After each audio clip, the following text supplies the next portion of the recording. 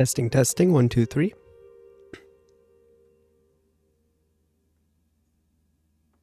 Testing, testing, 1, 2, 3.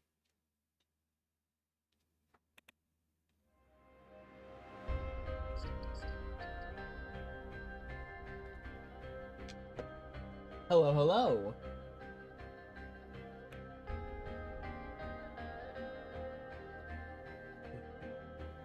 There might... wait, let me turn this down slightly. And why is my chat cutting off? Bro, wait, hang on. Bro finally fixed his sleep schedule. Hardly. Oh, come on. Let's see if I can figure out how to fix this. There we go. Go wait. Okay, I think it's actually working. All right, we're back. How is everyone? There might be an echo. Do you still hear the echo, Patamon? I'm not getting much on my side. What time is it on your end? It is... Wait, let me check. 10:43. So... yeah, no, I'm very much a night owl in that sense.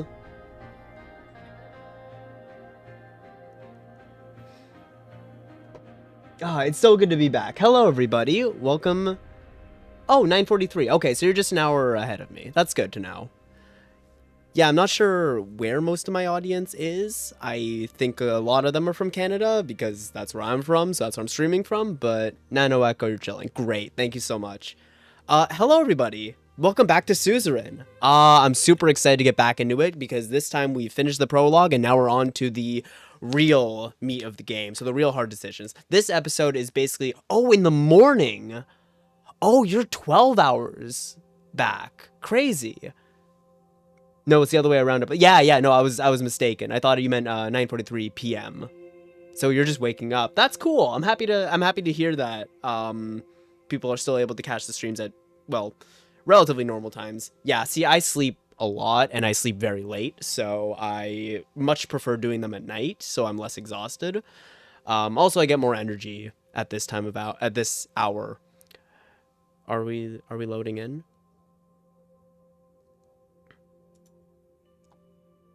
Okay, I'll let that sit for a second. Mix is never doing Inscription Act 2. I don't know anymore. I really don't.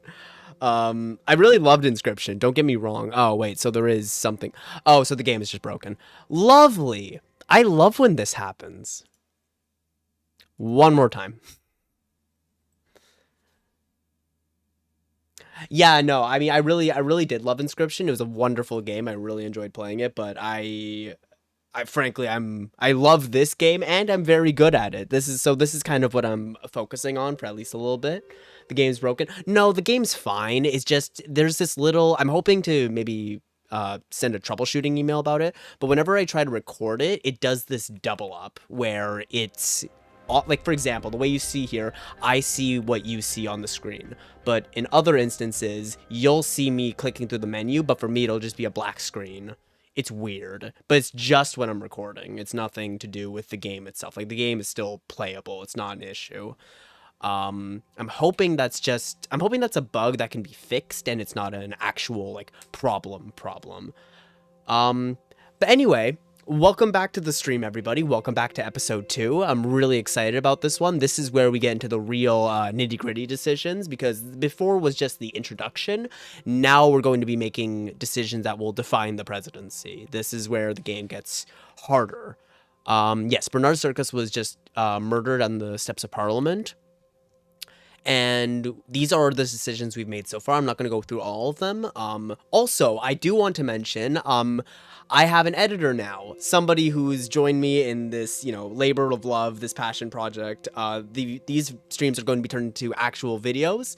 I'm really, really excited about this. I'm so grateful to my editor. They've been absolutely wonderful. And I'm really appreciative of that.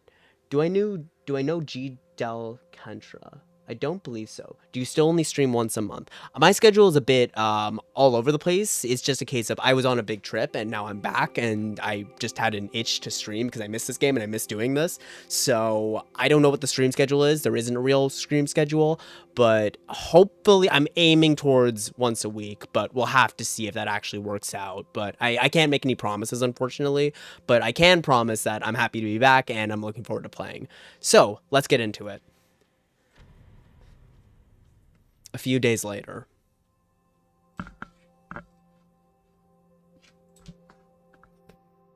Okay, let's see what we've got. I think I'll be here all day. Happy to hear it. Oh, excuse me. Step 1 will be getting my voice back. After Christmas, I'm 100% doing Hollow Knight Pantheons. Nice, nice. I'm really bad at Hollow Knight because I have very slow reflexes, but it's an awesome game. Swords Poet and Politician. This is Bernard Circus's assassination. Identify as a member of the Young Sword. Yes, I think Lilius told us that. She has assigned a group of leading ministry officials to lead the hunt for the killers. Once again, dark hands have chosen our country and spilled blood in Whole Sword. Home city of Dire. Unity despite differences. Just don't look at my charm setup. The only way out of recession, bailing out business. Fuck you. I shouldn't swear as much. Murder was a method of the past. I agree. A member of the Young Swords assassinated a member of Assembly. Extreme actions. We live within these borders together, and therefore we all bear a responsibility. Yeah, I agree with Richter. Farewell, Bernard.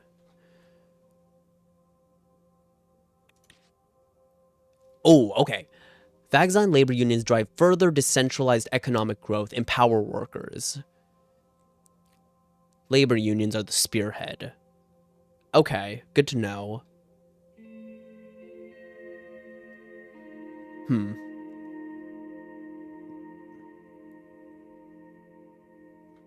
So decentralization is a positive in Vagzine's eyes. That's interesting.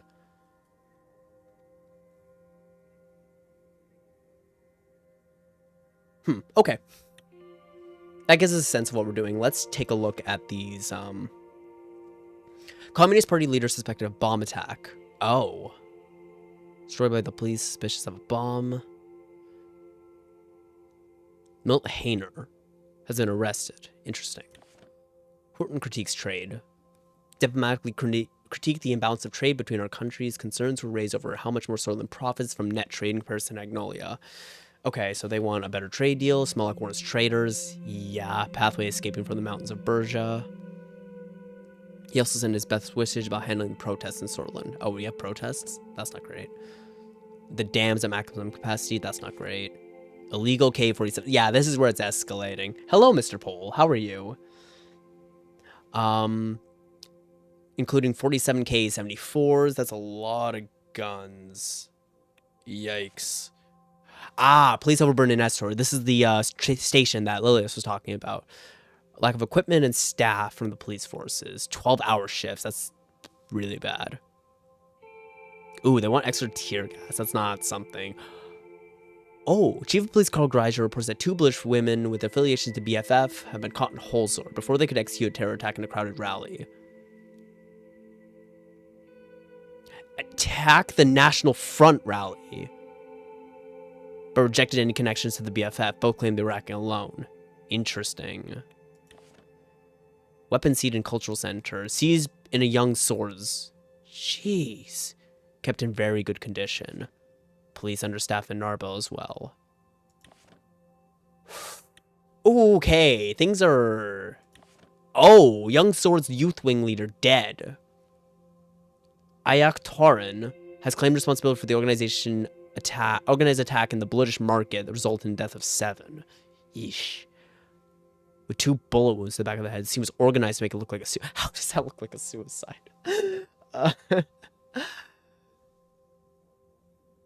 We were not able to get information about the location of other ringleaders. Okay. Let's go with the security briefing first. Wait, how's the economy look? No difference. Okay, let's go with the security briefing. I arrived in front of the doors leading to the Situation Room. Today's security briefing was arranged in two parts, starting with internal matters and moving on to external matters after a short break. The Minister of Interior, Lilias Graf, and Minister of Justice and Law, Leah Morgna, would work with us join us for the first part, law enforcement briefing. For the second part, the Minister of Defense, Josef Lancia, would join with a few high-ranking officials, including Chief of Armed Forces, Balkan Kruger. I opened the door. Ushin, Nia, and Lilias rose from their seats. Sir. Please take your seats. Everyone in the room sat down except for Lucian. He put on his glasses and went through the documents in front of him. Shortly after, he raised his head to address the attendees. Mr. President, ladies, we will be kicking off today's meeting with the internal security briefing. I assume everybody has already been over the agenda. We all have busy schedules, so without further ado, I will jump into our first topic. As we feared, the political atmosphere has worsened. The reports around the country indicate that tensions are rising as we feared. What is the status on Bernard's circus investigation? I have received the news this morning that the investigation into the murder of Bernard Circus has been concluded. Please enlighten us. The more we know, the better. After further investigation and testimonies, we have confirmed the motive and also the events leading up to the shooting. A few days prior, members of the Red Youth initiated a violent attack on a Young Swords local leader in Jen. We believe the Young Swords then called for revenge, leading to the death of Mr. Circus. Since he often spoke against Young Swords and nationalist sentiments in the assembly, he was a big target, not to mention his radical communist views. Political violence needs to stop, now. Yes, we've kept it at bay for so long, but it seems there are now new triggers. Lillis handed over the report and pointed at a highlighted section in the document. The investigation revealed the very troubling fact. The funding sources of the Red Youth have a clear link to United Contana. What does this mean? That the communist superpower is meddling in our affairs. Several Red Youth members with ties to United Contana have been detained, and the information extracted from them points to a preparation for a communist uprising in Sordland. It isn't unusual for the superpowers to influence other nations, but I think this case is a little far-fetched. The left lacks popular support in Sordland. Nia eagerly lifted her hand. I motioned for her to speak. I went over the report in detail. It would be wrong to jump to conclusions about a clear foreign interference yet. United Contana has humanitarian and cultural ties with many countries, including Sordland.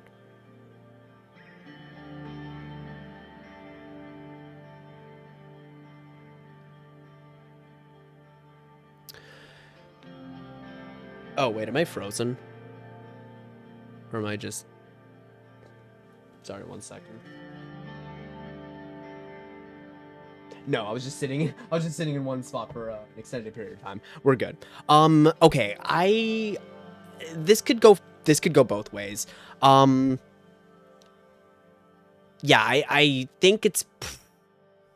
I can't say for sure, but I don't think it's far-fetched to assume that United Contana is meddling in our affairs because they want to have a base of influence here, which is fine. It's pretty obvious. I mean, Arcasia is doing the same thing, right? They're just doing it through different means. Both of them want a sphere of influence within Sordland.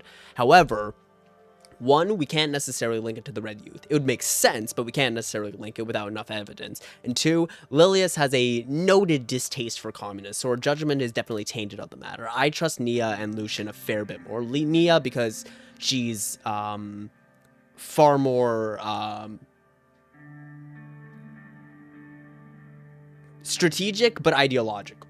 I think she has her beliefs, and I think she sticks to them, and that's something I generally, sincerely respect about her. She seems to have her head screwed on straight. As for Lucian, he's an excellent tactician, and, you know, if he's saying not to jump to conclusions, I kind of believe him. If Lucian's saying something is certain, I believe him in that regard.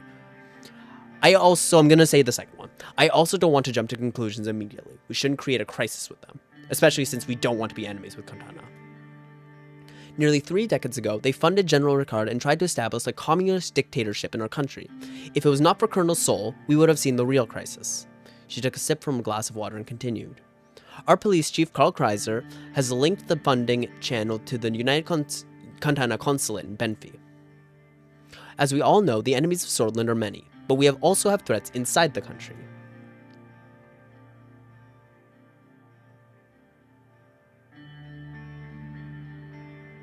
Our country has always had issues. This is a part of our job. If we give up essential freedoms to purchase temporary security, we deserve neither freedoms nor security. This is debatable, but yes, we know what more security and surveillance caused to this country under President Sol.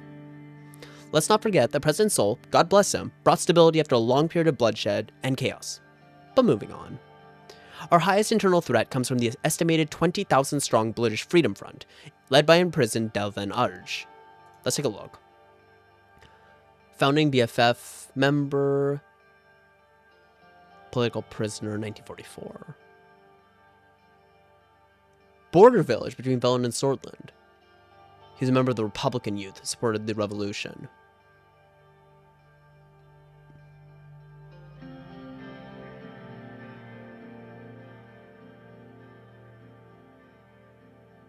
He wanted to fight against the military coup. He was under General Ricard. Interesting. Denied entry due to his ethnicity. Oh, interesting. Sounds like a solid guy.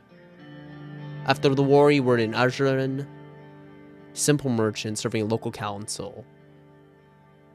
He led protests against construction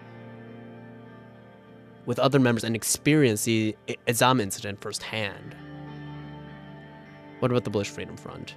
Y'all Blitterat. Militant political organization, Sordland and Velen. The BF has been involved in armed conflict. Zen Sahir. Leader Arj was captured and imprisoned. The attacks have ceased in number in the following years. After the departure of Sol, there has not been a single attack made by the organization. Interesting. Okay. They are a banned political organization and now a militant force that is trying to incite racial violence.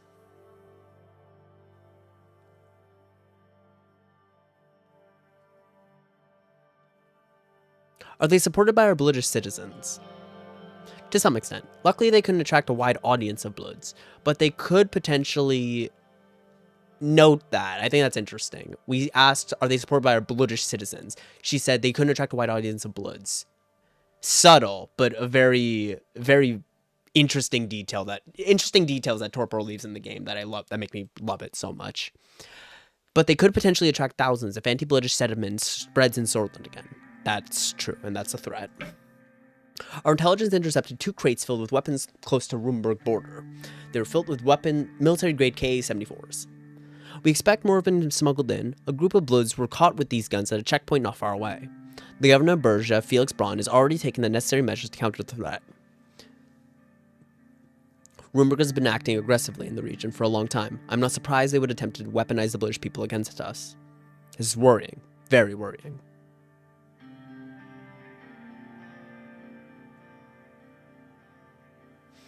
Can we make any direct correlations between the BFF and Rumburg? Not yet, but we have suspects that indicate a correlation. This is grave news, but we must be careful not to stoke the fires of anti-British sentiment. She's right. Unfortunately, Governor Braun is directly causing the tensions to increase with his increasingly anti-British stance. I must remind you, Governor Braun is directly responsible for the arrest of Delvin Arj, the previous leader of the BFF. It's true that his methods can be extreme at times, but it was his policies that kept the region peaceful over the last decade. He's misusing his powers given to him by Tarkin Sol. The insane authority of the government is surely a root cause. It would be very difficult to revoke the special status of Bergia under the current circumstances, Miss Morgna. The presidents no longer have the authority Tarkin Sol enjoyed. For now, yes, but with enough justification for it, it would be possible. Anyway, we'll be discussing this at a later time. Tell me more about the special zone. I get super tired around 10 p.m. Fix my sleep schedule and that's actually great. I'm really happy to hear that you're having more dreams. That's actually a really good indicator for good sleep, having dreams. I haven't had many in the last little while. I think that's just stress. But hey, honestly, being tired earlier is not a bad thing. Tell me more about the special zone. As you know, Bergia was given special status by Tarkin Sol after the full-scale uprising by the BFF against the Sorsh government in 1935. Is there anything about that?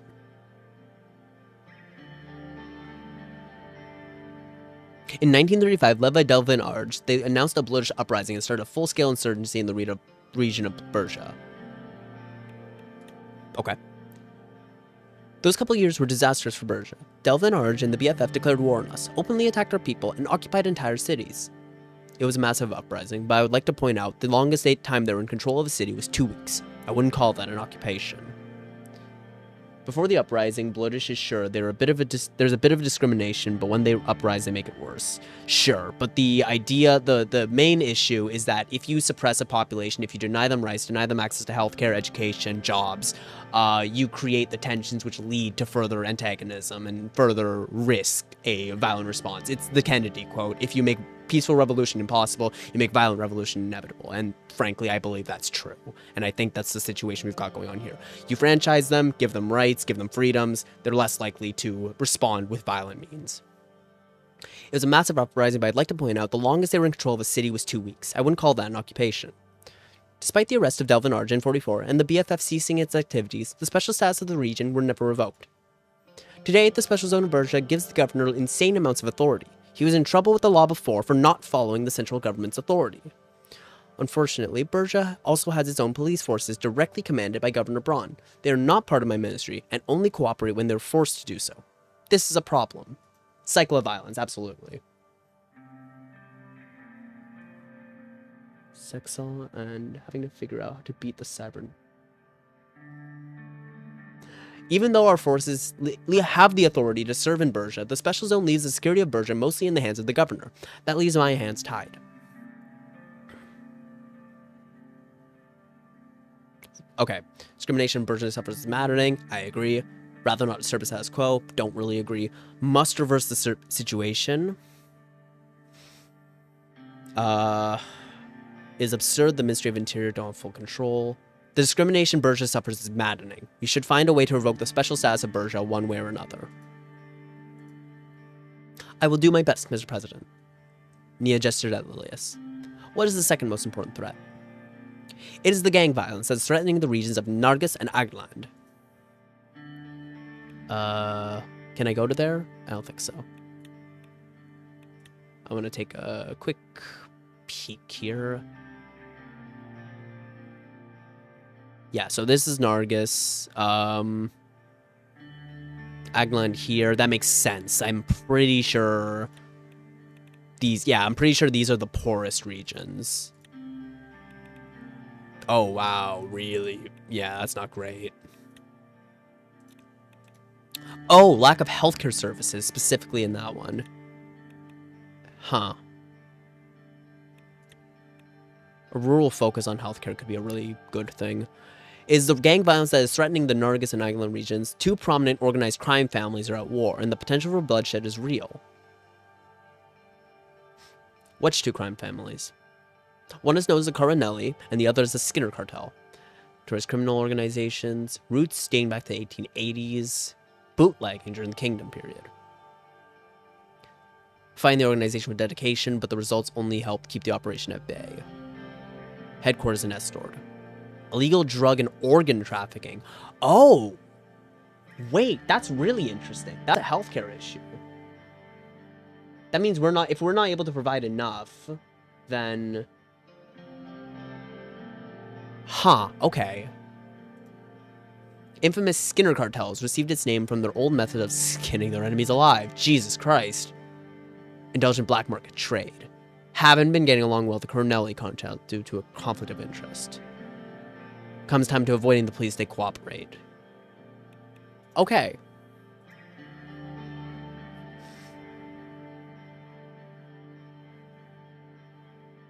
Lilith, I trust that you can handle them.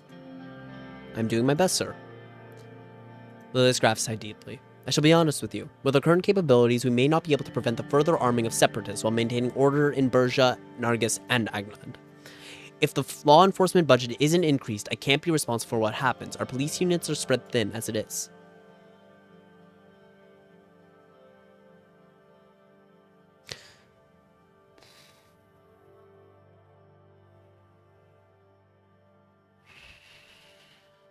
For the record, I see the conversation going on in chat. I'll respond in a second. I think it's interesting. I don't like option 2. This is a very aggressive response. I want to see how Nia responds to number 1. In light of this information, I might increase the law enforcement budget. We will rid our country of separatists and violent thugs if you do so. I wish you would stop using the word thugs, Lilius. The real problem is corruption, which is fueling the gang violence and is very likely the reason why these weapons were smuggled in. A higher budget could help us end that. Valid points. Corruption is the root of all evil, after all. We can look into corruption once the weapons have been found and the gangs have been beaten. Just like previous administrations, kicking the can down the road. This is what is destroying our institutions. Lilius and Nia were openly scowling at each other. Lilius turned back to her notes. Well, this concludes the topics for the internal portion. Thank you for the updates, Mr. Graf, Mrs. Graf, Mrs. Morgna. Thank you for the overview. Have a good day. Until next time. The two ministers left the room. We took a short break before continuing to the second part. Theory. Marcel Caronti killed his own father. His father is the richest person in Sordland and owns the heart of Sordland Company. Marcel Caronti could stage his father's death, so he could get his father's wealth. That would make no sense. He's the richest person in Sordland, so being able to do a crime doesn't mean you can manage it. Yeah, I'm kind of with Mr. Pole here. I don't think Marcel has much of a reason to kill his father. I mean, he can happily just do stuff in the background and wait for his father to kick the bucket. If he's really politically ambitious, the best option is don't interact with his father, build alliances behind the scene, and just wait for him to die, because frankly, he can. He's the son. He's kind of inherent to the. He's kind of heir apparent. So I don't know that he would have. It's not impossible though. Upon invitation, Josef Lancia, along with 3 high-ranking officials from the Ministry of Defense, walked into the room. One of the men was none other than General Cougar, Chief of the Armed Forces, 4-star General, current Chief of Armed Forces, 2nd Chief of Staff. Josef made his way towards the table while the others stood by the door. Mr. President. Josef, welcome. I brought General Kruger with me due to the escalation on our borders.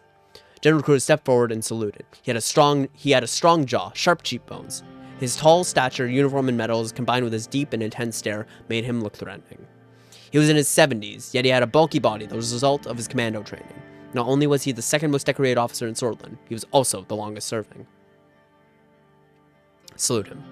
I saluted him. He smiled at the gesture and bowed his head in respect. Josef tapped his foot impatiently. He seemed uneasy with the presence of another high-ranking officer in the room. Gentlemen, thank you for coming to this significant gathering. Let's begin. Josef and Vulcan took their seats at the table, while the rest of the officers stood by the door. Mr. President, the situation at the western and northern borders towards Rumburg is very tense. We're observing deployments of divisions closer to our border. Rumburg has been acting increasingly expansionist in the past decades and also interfered in Agnolia, but now they have turned their sights on us. What is your current strategy? Patrolling close to the borders with our border force and keeping army reserve divisions near. Solid enough. It seems like they want to increase the pressure both externally and internally. Mr. President, if I may. Please, General. The picture is becoming clearer. The latest information from the interior about the weapons caches, and now there is an active military buildup close to our borders. The entire situation was analyzed by our general staff, and our prediction is a future territorial incursion by Rumburg.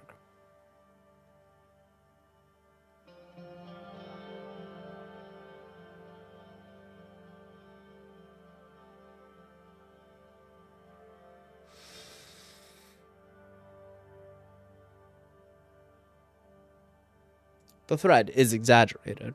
With all due respect, I think you are underestimating what we could face. I require an increase in the military budget to enlist more soldiers. Only then we can stand strong against our enemies. The enlarged armed forces will hold them at bay. Vulcan is right. We do need an increase in the military budget, although we don't see eye to eye exactly on how to spend the budget. That much we agree on. I have my concerns about Rumburg too. We need strong allies to withstand such a superior power. They are our nemesis. That is an understatement. Times are changing, and war is coming, Mr. President. Whether we like it or not, we must be prepared. During the election, you said nothing about focusing on our military. I ask you to reconsider and increase the military budget. The future and safety of Sordland is in your hands. I am a man of my word, Josef. That is a valuable trait, Mr. President. However, it will not help when the enemy armies are invading our cities. I'm going, it's very late for me. Take care, Mr. Pole. Thank you for being here. I appreciate it. Our forces would crumble under a decrease, and Rumburg would be much more compelled to exploit our weakness. That is true. I've been thinking a lot about the defense budget in my off-stream time. I'll talk more about that when it gets there, but Runeberg might be compelled to exploit the weakness, but there's other options here. Oh, I think I'm going. See you later, Pantomon. Thank you for being here. I appreciate it. Our country hasn't fallen to any invading force for 200 years. You cannot let it happen, Mr. President. Excuse me. We should find regional allies like Vagsland or Lesbia to deter Runeberg. There are several options on the table. These options should be considered. They could be considered, but why pander to others when we can solve these issues ourselves? We have no true friends outside these borders.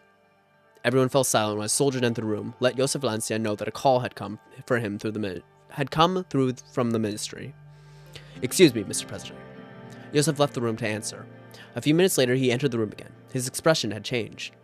Mr. President, there's been a Runebergian military activity close to the Narvel border. I just spoke with the local commander.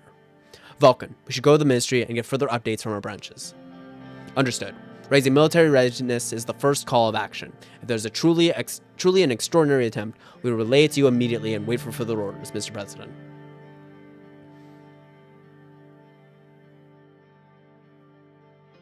Make sure they know we are observant and ready. Always watching, always ready is our motto, sir. Hail, Sordland. Hail. They saluted and left the room. Runeberg was already testing us, and the reports from the interior indicate interference inside our borders. Communists, nationalists, British rebels, Runeberg expansionism. What was next? Sordland had always been a key piece in the chessboard of the global rivalry between Arcadia and United Contana, but in the recent years, there was no such aggression from Runeberg. Not at these levels, at least. We'll go on again.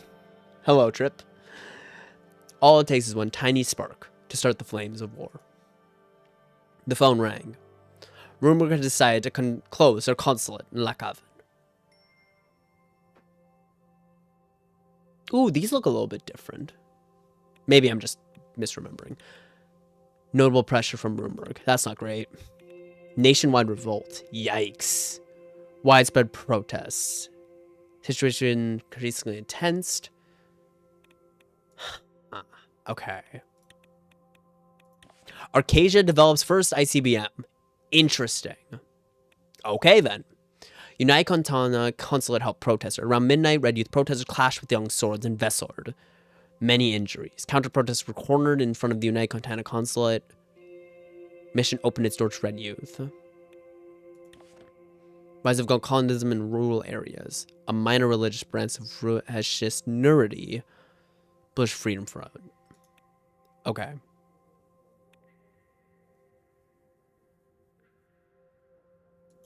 No, I know it's you, Caleb. I just read the name on the screen. That's just instinct. I know you're Caleb.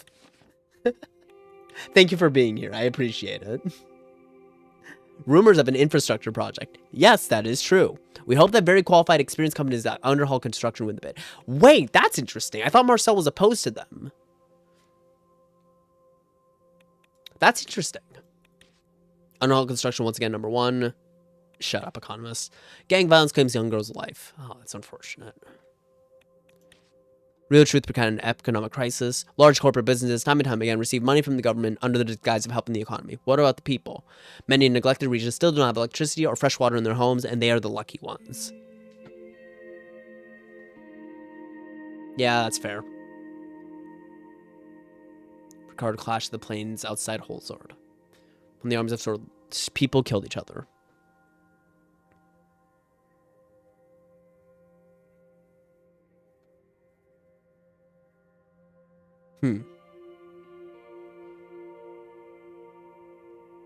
What's the tactic this playthrough? I'm glad you asked, actually. I'm thinking I want to go for a diplomatic immigration strategy. My hope here is that if we can stabilize the economy, bring in a lot of immigrants, go for an education-first approach, then that way we can deter Runeberg, not by having a strong military, but by having so many other countries from United Contana and from the Arcadian Spear invested in the stability of our country. That's a very simple overview, but Jesus, widespread chaos. My hope is to be as popular as I possibly can and try to keep things stable from there. There's a lot more to it than that, but I think the biggest issue, my biggest concern is money, because if we don't have enough money, we can't really do anything. And last time the money situation was real bad. So let's hope we don't get a trade war this time. I'm going to be very precise with how to deal with that. After a long day at the palace, I was finally home. I thanked Serge and walked through the front gates, nodding at the 2 guards as I went by.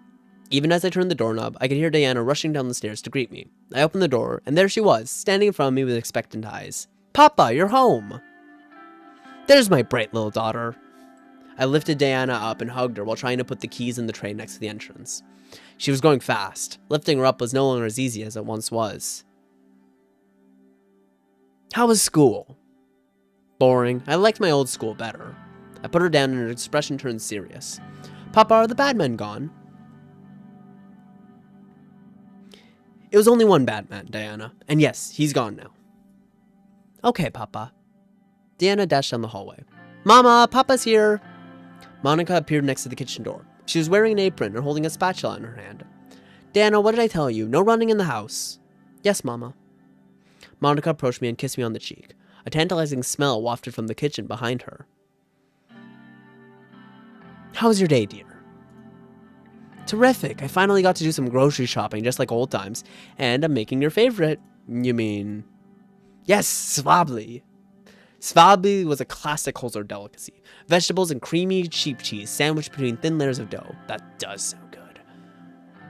I should remember the money struggles from what I called the streams last time. Yeah, it was bad. I really screwed that one up. I need to be a lot more precise. I kept spending when I should have stopped. That was my biggest issue. It was my absolute favorite dish, especially paired with kebi, a potent unfiltered wine from Berja. It's my lucky day. What's the occasion? No occasion. I just wanted to cheer everyone up a bit. Her smile faded, and she lowered her voice so that Diana wouldn't hear. Especially over what happened at the ball. "I'm worried, Anton. For you, for the children, for the country." Diana suddenly appeared next to us. "Mama?" "Yes, sweetheart?" "I'm hungry." "We'll eat in just a minute. Will you help me set the table?" So how is life doing? Life's pretty good. I mean, I'm streaming. I'm out and about. That's good. You're trying to keep everybody happy last time, too. Yeah, to varying degrees of success. "Anton, can you tell Frank to come down for dinner? He's been sulking in his room all day." Monica started taking out plates while I headed upstairs to fetch my son. Loud rock and roll music echoed down the hallway from his room. I caught the faint hint of cigarette smoke. Knock on the door. I knocked on the door. There was no response. Knock on the door again. There was still no response. "Frank, turn down that racket and open the door." The stereo in Frank's room clicked off. All right. He unlocked and opened the door. "What do you want?" "Hand over those cigarettes and join your family for dinner." "You smoke, don't you?" "I'm old enough to do what I want." "I'm trying to quit that nasty habit. You ought to stop while you still can." Frank heaved a sigh and handed me the packet and headed downstairs. I followed him into the living room. The table was prepared and Monica was ladling food onto the plates. "Come on, have a seat. It won't be as tasty if it's cold." As he started eating, the room went quiet. Monica's cooking was as delicious as ever, but I had the feeling that wasn't the reason nobody spoke. Monica was the first to break the silence. "So when's the warpath coming? Also, there's difficulties in this, right? What are you playing on?" Nope, there's no difficulty. Just play the game as many times as you want. Though difficulty setting is interesting. I don't think it's necessary for this kind of game, but it is interesting. Well, I guess the difficulty setting is not being allowed to save scum. "Say, did you know they refurbished the grocery store? I don't know if you remember the owner. He's been there every day for the past 30 years. Can you imagine doing the same job for so long? What if you were president for 20 years, for example?" 20 years of this? I'd be dead. Oh, I didn't notice that either. I wanted to be cheerful. I realized my poor choice of words too late. Monica looked down at her plate. "Sorry." Anyway, the grocer was a really nice person. He threw in some extra vegetables with my... Frank suddenly slammed his hands on the table, rattling the plates. Monica and Diana and I stared at him. So this is how it's going to be? We're just going to sit here like nothing happened? Dad, you could have been killed. Mom could have been killed. Any one of us could have died. Diana's lower lip started trembling. Monica put her hand on Frank's shoulder. Frank, you know that I would never let anything happen to you or Diana, even if it cost me my life. I know, but still. Can you at least tell me if something's being done about this, Dad? It was real close, Dad. It was one rogue shooter. We were not the target. But what if we were? Frank, listen to your father. If your father says you don't have to worry, we don't have to worry. You have to trust him. Monica turned to me. We all have to trust each other. Things calmed down a bit at the table. We finished our food in silence. Frank got up first and retreated back to his room. Monica lifted Diana up and plopped her in front of the living room TV before returning to the table. She sat down across from me. Anton, he's still young.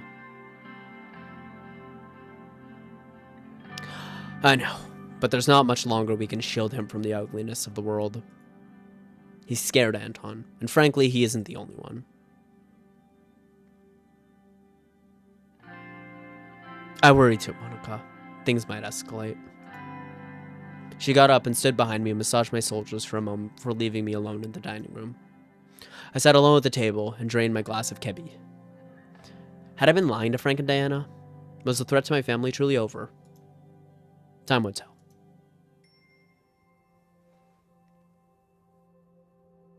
When's the warpath coming? Maybe next series. That could be fun. Like, maybe it made the other territories more aggressive or less willing to trade. That would be interesting. Warrant the goal of this playthrough, though. There's got to be at least one you steamroll everybody. Yeah, I agree. I have an idea about how I would pull that one off. I've had a few ideas for runs in mind, so hopefully I can do more of this after I'm done. I think that would be fun. Protests erupted around Sordland after the death of Bernard's circus. Protests went with flags. Many started peaceful, some turned violent. Protests in Gruni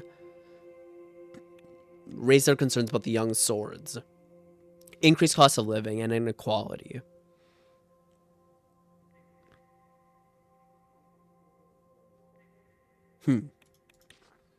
Political chaos. NFP and LUS call for protest. Really? Both of them. On the other hand, the labor union of Sordland has gathered to condemn nationalist violence in Holzord. Protests gathered several thousands of agitators both sides in Holzord. Katharina Horton accused Keebner of provoking the public. Good. Good.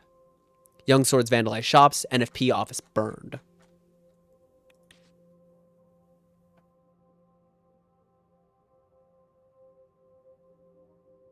Oh, here's something important. Wait. Broken up by riot. Yeah, here's one thing to notice. The Holzord Post tends to have a bit of a right-wing bend, whereas the Lackhaven Times seems to have more of, or wait, maybe not, well, obviously the radical versus, wait, let me just finish. Yeah. So, one thing to pay attention to is the alignment of the main media outlets, because there's a big difference. The Holzord Post tends to lean right-wing, the radical tends to lean left. Obviously, Sordland today is controlled by Marcel. Economist tends to produce the more business things. Geopolitical is actually fairly nonpartisan, which is nice. And Lackhaven Times, I'm honestly not entirely sure. But the point is, these don't tell you what's happening. They tell you who's interested in saying what. That's the way to look at this, I think. Each newspapers have a different ideology. Exactly. It's about the people running them and what message they want to put out, not necessarily the accuracy of the information. The accuracy is more found in the reports. The news is more for seeing the different sentiments of the different blocks in the country. Morella expresses condolences for Circus. Noted. CSP faction spotlights workers' rights in report. Detailed analysis of workers' rights and labor conditions, spanning several continents. 45% higher industrial rate sectors unionization at 95. Wow. Okay, interesting.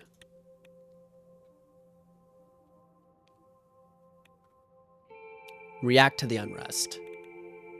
Okay. The political situation around the country has escalated. Chief strategist Lucian Galad has prepared several plans of action that we can execute. What will we do to address the intensifying political climate? 1. Call for restraint on national television. 2. Visit affected towns in person. 3. Label all protesters as traitors. 4. Expand the police by deploying all recruits in training. 5. Reject the plans. Let's go this backwards. Rejecting the plans, terrible idea. We can't do nothing about this. We have to do something. Number 4, expand the police by deploying all recruits in training. Awful, awful idea. If we want to make an aggressive move, we want to look violent, that's the way to do it. But that is a terrible idea. Deploying the recruits in training means we're just sending a bunch of untrained police officers into the streets to deal with violent protests. Things are going to escalate drastically. It's a really, really terrible thing. 3, label all protesters as traitors. Really bad, because that's just completely isolating both the right and the left. I mean, it's one thing to lean one way, but isolating both of them is just going to make everybody more angry. It's going to intensify the stress of the protesters, and people that are pro-us are going to get more violent, which will escalate the violence, which is terrible. Again, this is just a really bad idea. It's only slightly less bad than expanding the police by sending out the recruits. These are really bad. Again, these only escalate tensions. Number 1, call for restraint on national television. Not bad. Not bad. However, visiting affected towns in person is just the obvious option. If you're there in public, the media will follow. You know, you don't have to call for restraint on national television when everywhere you go, there's going to be media outlets there.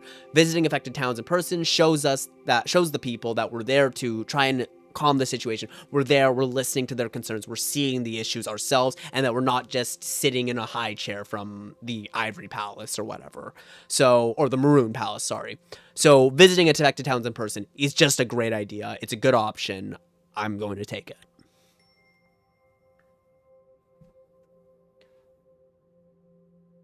Accurate media. All right, so in sports terms, you got the Jays and the Yankees media. One thinks the C-Steal is great, the other thinks we're overpaid. Some other team, like the Phillies, just looks at the facts, etc. Yeah, a little bit. I think I agree with that assessment. I don't know much about sports, but I think that's a pretty accurate assessment. I think Black Haven Times is the most generally accurate of these, because again, it's acknowledging that both the NFP and the LUS are calling for protest, and it's acknowledging Katarina Horton as responding to Keepner. President Rayne talks to protesters. Visited towns around Greater Holzord, Gruni regions, which were heavily affected by protests and riots, triggered by the death of Circus. Talking to the protesters and listening to concerns of the citizens. This sends a powerful message to our citizens that the government is walking among them and listening to their problems. Holzord is desperately trying to restart Sordland's economy after the recession, and the political rest is not helping, said a Soros scholar and professor of law at Holzord State University. Good. That was the reaction we wanted. Thank goodness.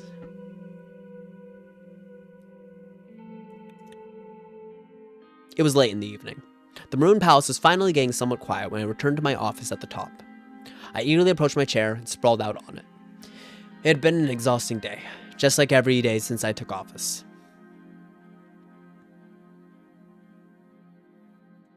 Yeah, let's just take a moment. I stretched out my arms, leaned back in my chair, and took a deep breath. Holzord's skyline was daunting, but beautiful. I glanced downward at the window and saw Serge and the guards waiting for me by the main gate. I heard a couple of knocks at the door. My secretary, Livia Suno, entered. Mr. President, Mr. Tusk is here to see you. You had a meeting with the Lotharberg spokesman. I'm so sorry for not giving you proper notice.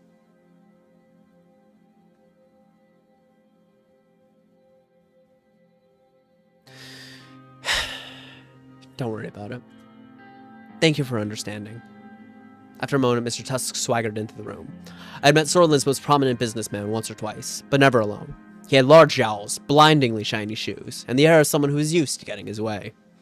Anything to drink, Mr. Tusk? Water? Whiskey? Cognac, preferably from before you were born, sweetheart. I'll check the supply room. Livia backed out of the office, shooting me an apologetic look as she did so. Walter hung up his hat, which I could see was lined with mink. He fixed me with a long, hard stare, then broke into a toothy grin. Good evening, Mr. President. I'm here to congratulate you. We both sat down. My business partners and I wish you a successful term as leader of our nation. Thank you, Mr. Tusk. I had no chance to say this at the ball with all the panic, but we are very much looking forward to working with you. Thank you. I'd like to build a profitable relationship between us. That being said, there are some concerns of mine and the people I represent, which I would like to take this opportunity to clear up.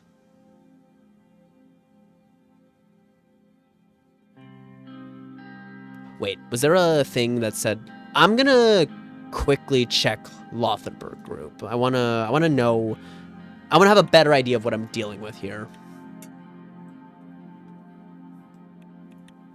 The Lothenburg Group is a private non-government organization which assesses the economic conditions of Sordland and the globe. Currently, the spokesman of the organization, Walter Tusk, who was elected by a majority vote, officially Lothenburg has vague structure and limited leadership roles. Spokesman is considered to be the de facto leader of the entity. Group convenes every 3 months at Hotel Berge in the village of Lothenburg. Oh, Lotherg, sorry. Meetings are held in secret. Purport suggests they cover topics such as economy, security, international politics in detail.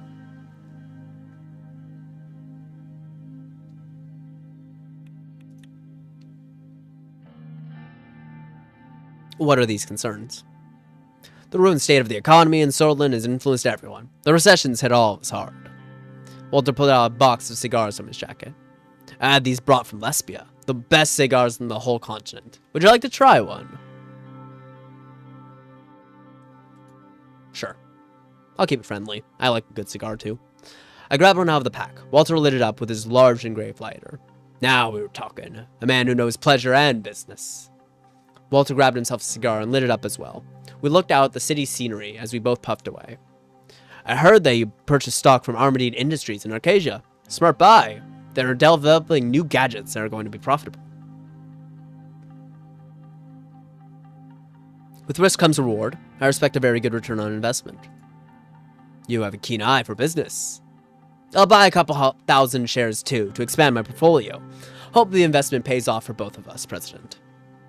His eyes wandered away for a moment. You're having a good start to the term, for sure. Besides the recent troubles, I mean. I'm glad that you've decided to promote the free market, which is the only thing that can get us out of this mess.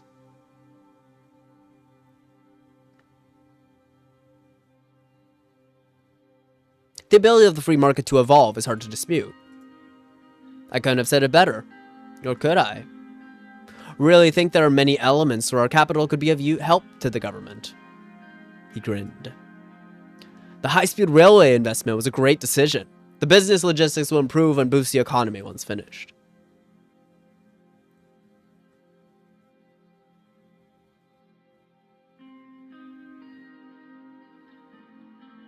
The intention of the administration is to boost the economy. The right intention, for sure. We can be close allies. The group can help you get Sordland out of the recession. Excuse me. Which will be the key problem to solve in your term, and could even determine your re-election. Let's start with a gesture of goodwill. Soon the investment project contract will be awarded to one of the 3 main contenders. He pulled a check out of his pocket and slid toward me on the table. My personal bank details were listed on it, with a deposit of 500,000 Suzerain ready to be transferred. This was 6 months of a president's salary. If the contract were somehow awarded to Underhall Construction, they would not only work hard and deliver, but also do it on time. What do you think, Mr. Rayne? Wouldn't that be good? He put his index finger on the check. There was a noise by the door. Livia Suno was standing there, holding a tray with a bottle and 2 glasses. I'm so sorry, Mr. Tuck. All I could find was a 1942 Sauvignon. I hope that's acceptable. She quickly put the tray on the desk and walked out. Tusk eyed her as she left. Remind me to visit your office more often. Now, where were we? Do we have a deal?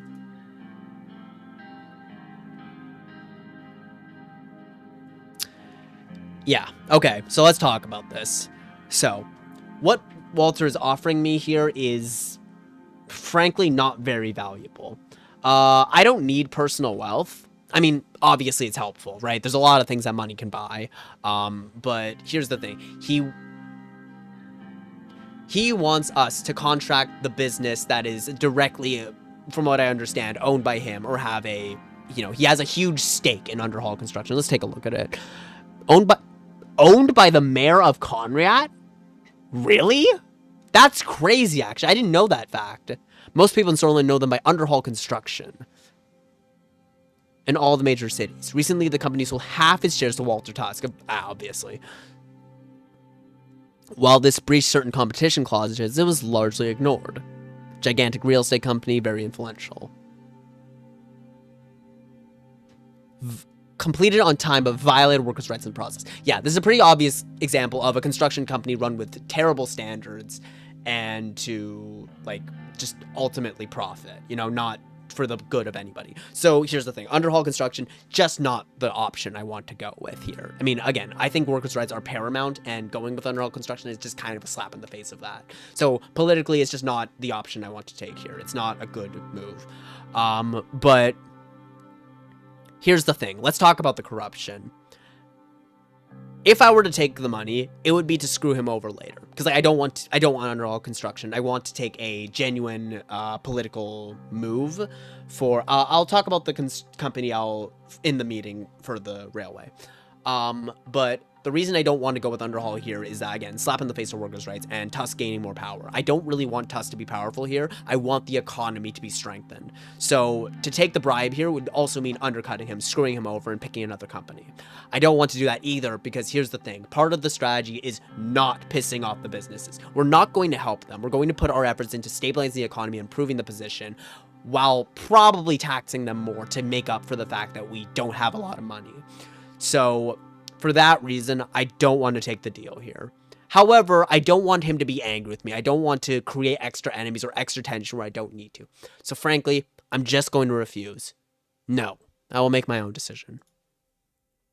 It's an interesting choice because, again, there's a lot of branching paths. Again, take the deal and go with him.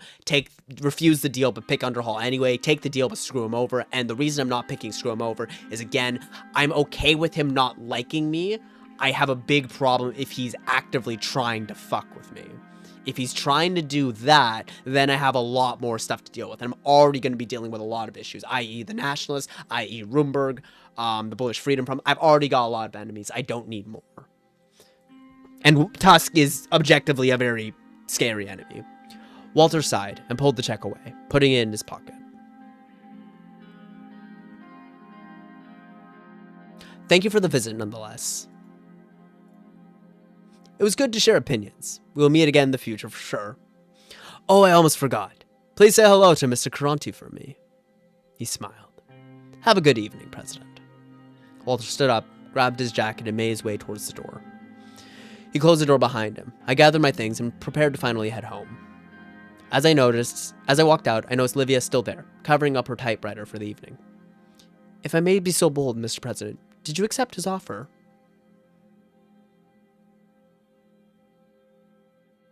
Of course I didn't. How could you even ask me that?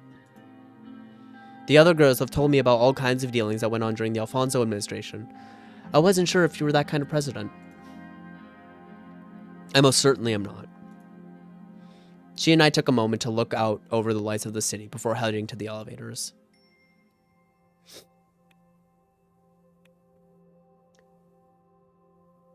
So is each playthrough wildly different, or the story beats are all the same? That's an interesting question. The story beats are all the same, but their effect completely changes. Different dialogue, different alliances, different effects on the economy. The things that happen in the story do happen either way, but the way they happen changes drastically depending on what position you're taking, how the economy is looking, how popular you are, how much support you have, which is really, really cool. So even if the story is the same, the way you're able to view it changes every single time. That's why this game is so replayable. Depends on what you do. Bullish Uprising, Authoritarian Ministry, exactly. The differences in the playthroughs become more obvious by the end, depending on like what you've done so far.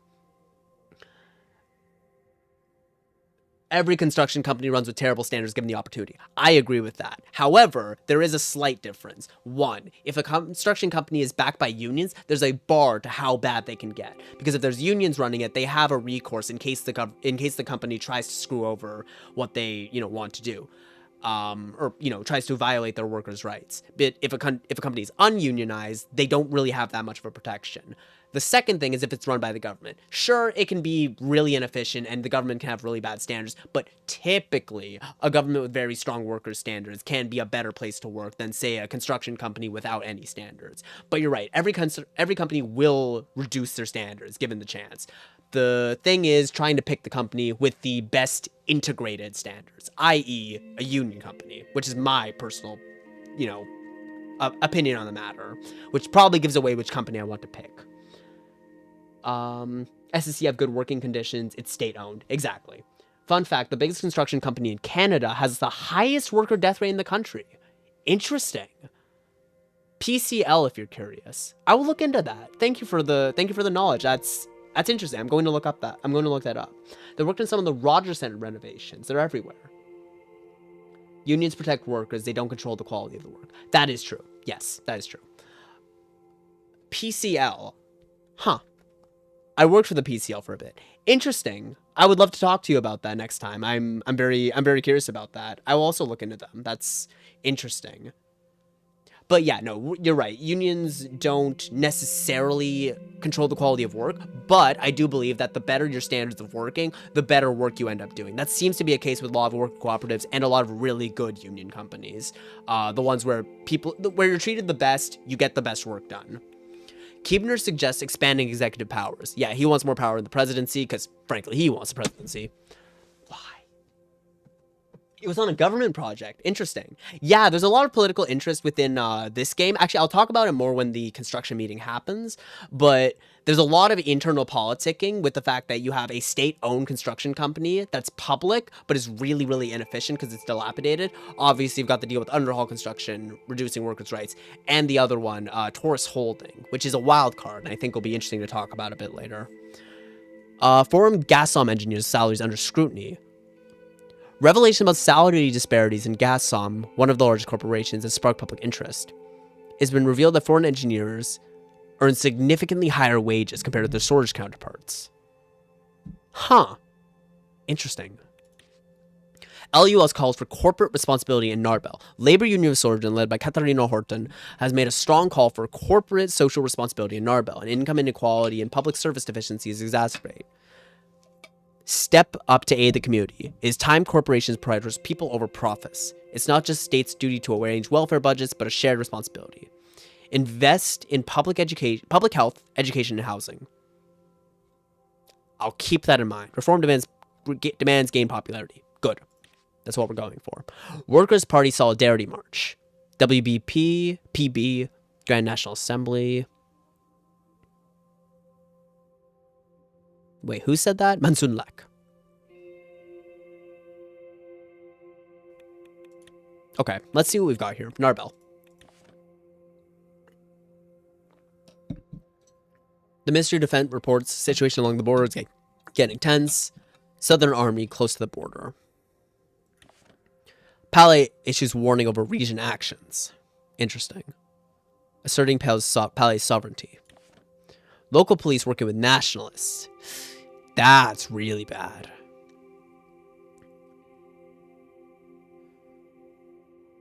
Known to a communist member and to instigate further violence. The policeman on charges of corruption. Good.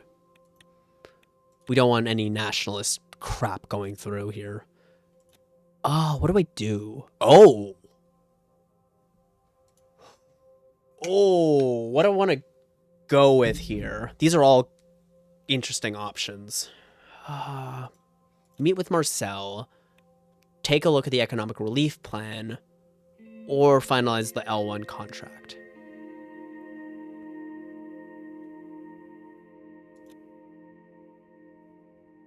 An act to ease the economic hardship out in the country. Finalization of the L1 contract.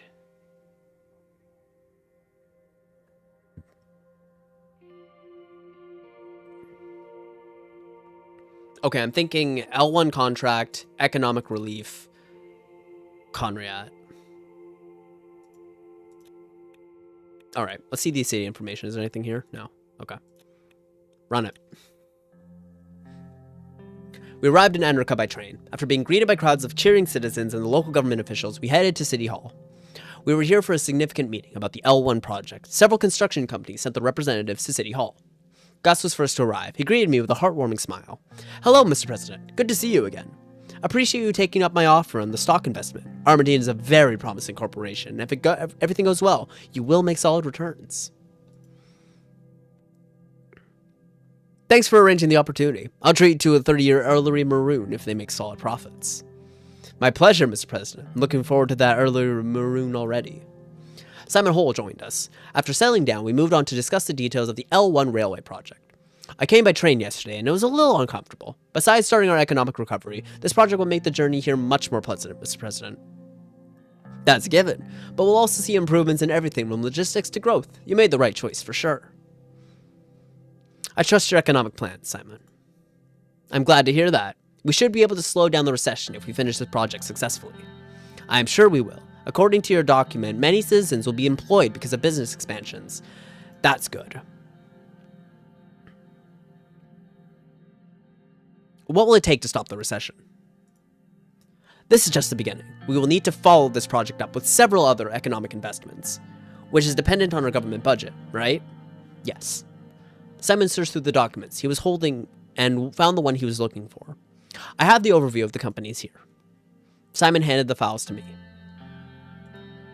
I looked at the files. 3 corporations were listed: the Sordland State Corporation, Underhall Construction, and Taurus Holding.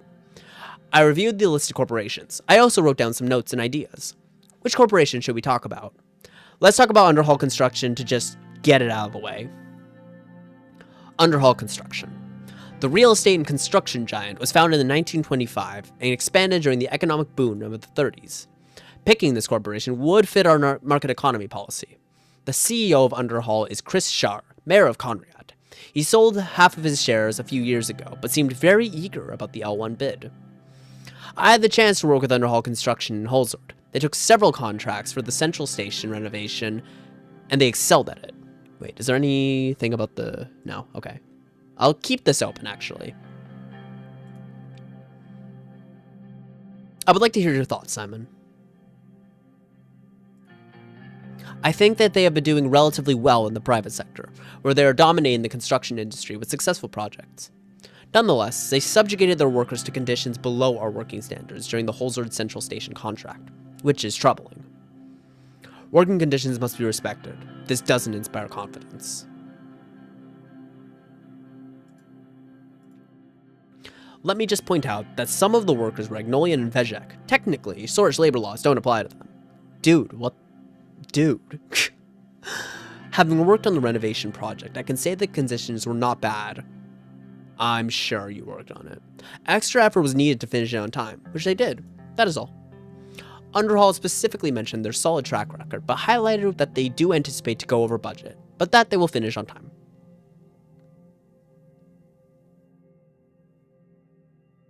I'm not sure about Underhall Construction. The Sordland State Corporation.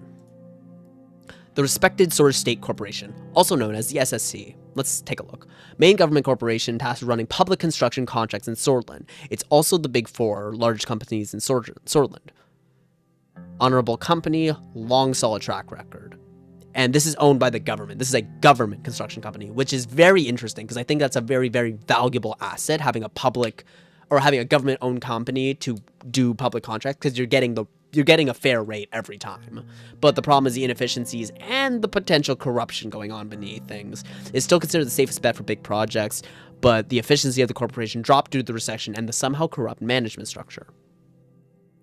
Also known as the SSC, was founded in 1891.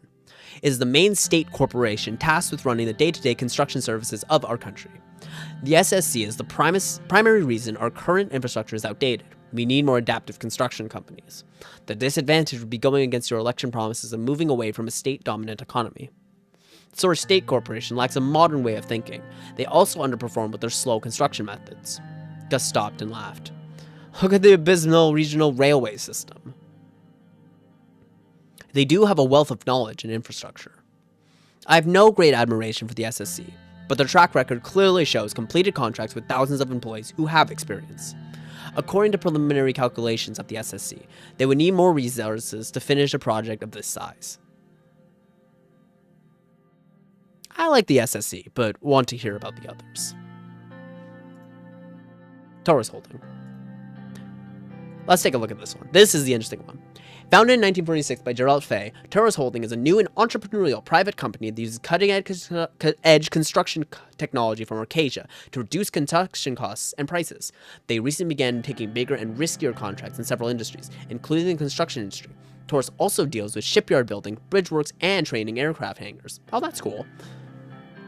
The company is known for its great employee perks, high union membership.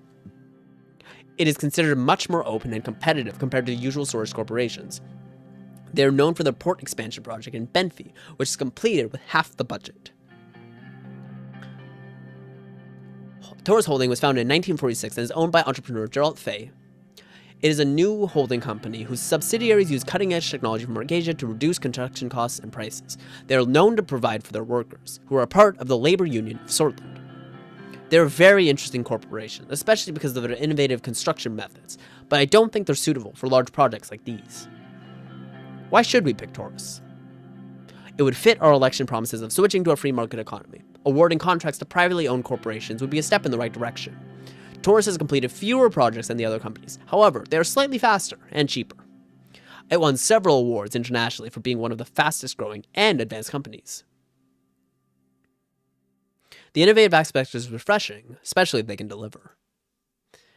That's a big if, Mr. President. We need to play it safer with companies like Underhaul. By the way, I'm pretty sure Gus has a stake in Underhaul, so that's why he's so interested in picking them. They've always delivered for the government on time. The project manager from Taurus Holding also mentioned they'd be able to finish the project with the allocated funding. They are the only company who found the budget sufficient, making them a cheaper alternative. Taurus is definitely worth considering. It was time to make a decision about which company to award the L1 high-speed railway contract to. Okay, I'm gonna read chat. But if you look at their internally reported number, they claim to have... What is LFTR? I don't recognize that acronym. I remember hearing so many stories though. Well, I've got work tomorrow, so I'm off. Hope the rest of the stream goes well. Glad to see you're back and hope you're having fun. Thank you so much, Caleb. I really appreciate it. I hope work is well. Hope work goes well. Christ. And I really appreciate it. Thank you so much. The stream has been going great so far. I'm having a wonderful time. So thank you for asking. It means a lot. So, let's... Lost time frequency rate. Ah, okay. Noted. Wait, internally... Okay, interesting. That makes sense. Thank you. I appreciate knowing that. I'm definitely going to look up the PCL afterwards. Taurus could be the best, but they needed extra help in the future. But here's the thing. Peace, Caleb. Take care of yourself. Taurus could be the best, but they need extra help in the future. That's the thing. I'm fine with that. Like, here's the thing. One, they're basically claiming they can do it with the budget allocated, which will save me like 2 billion Ren, which is huge. So even if they need a bit more help in the future, that's more than manageable. But here's the thing, right? Let's take a look at all of these. So, Underhaul Construction, we've already talked about we don't really want them. The problem with Underhaul Construction is, simply put, here, let me pull them back up. The problem with the Underhaul Construction is, one, they are directly linked to Tusk, and I don't really want to be supporting Tusk in general. I want the Augurs to be cool with me. I don't want them to necessarily be strengthened. I also don't want them necessarily to be antagonistic towards me. So the problem with Underhaul Construction is ignoring workers' rights, strengthening Tusk, which is just not something I really want to do, even if he might help me in the future. It's not worth the risk and the power projection that he has. And the Lotharberg group is potentially a threat.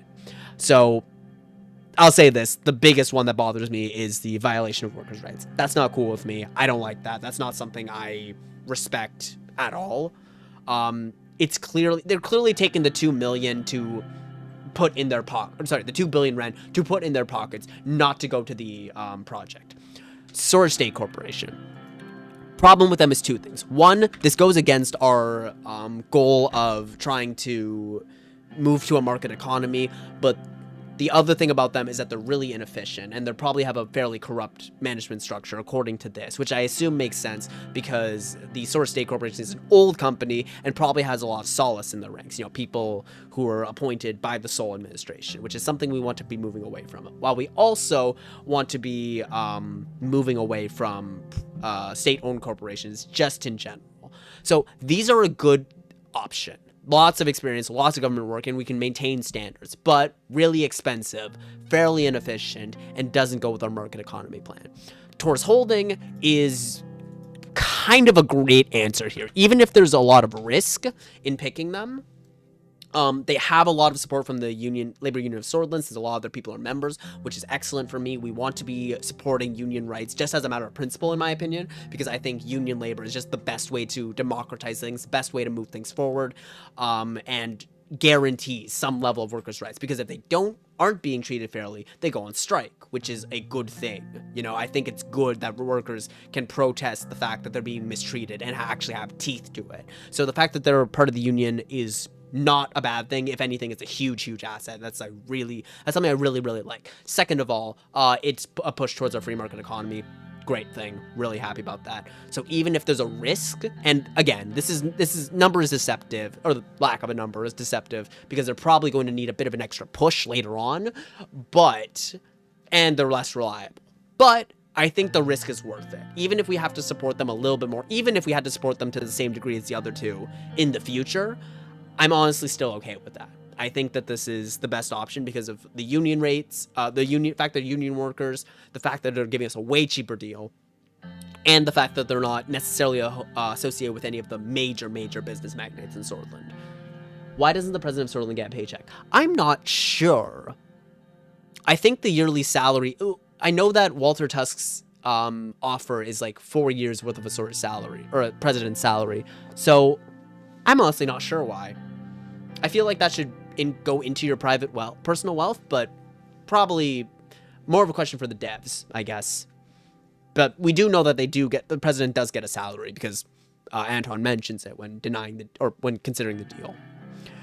So, with all that said, I have settled in Taurus Holding. This is the strategy we're going with. We're going to back the unions here. We're going to take the risk, and we're going to get a way cheaper deal.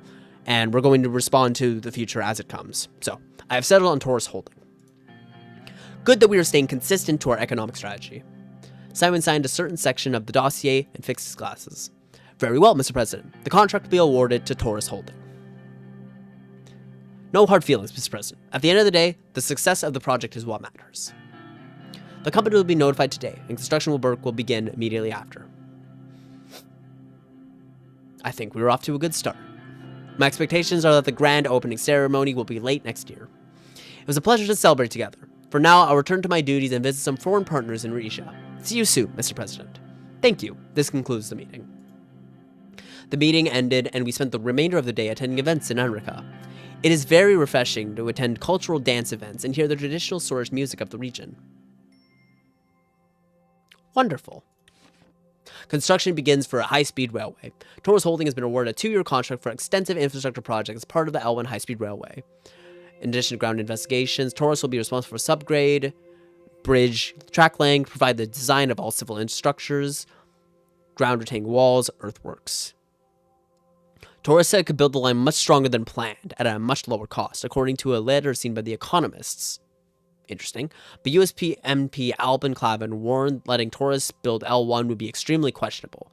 L1 project involves widening upgrades of hundreds of kilometers of existing railway.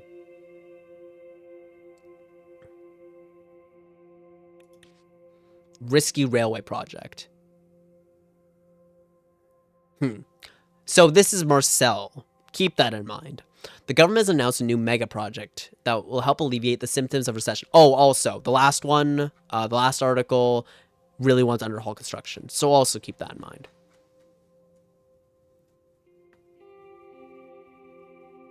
Contested construction projects, high-speed railway. This line crossing the most populated areas of Sordland, blah, blah, blah. Contract for the project was given to an inexperienced company named Taurus Holding. Decision of such a vital project to be given to Taurus should not have been taken so easily. They lack large-scale experience. Yeah. I mean, again, Marcel doesn't really want to pick Taurus Holding, because again, that isn't great for his interests. Excuse me. Economic relief plan. Okay. Economic relief plan. With the assistance of the National Business Council and the Central Bank, Simon Hole put forward a countrywide relief plan to mitigate the economic hardships that are being felt. We can either provide stimulus checks for people in need, or bail out businesses under serious financial strain, or decide not to approve the plan.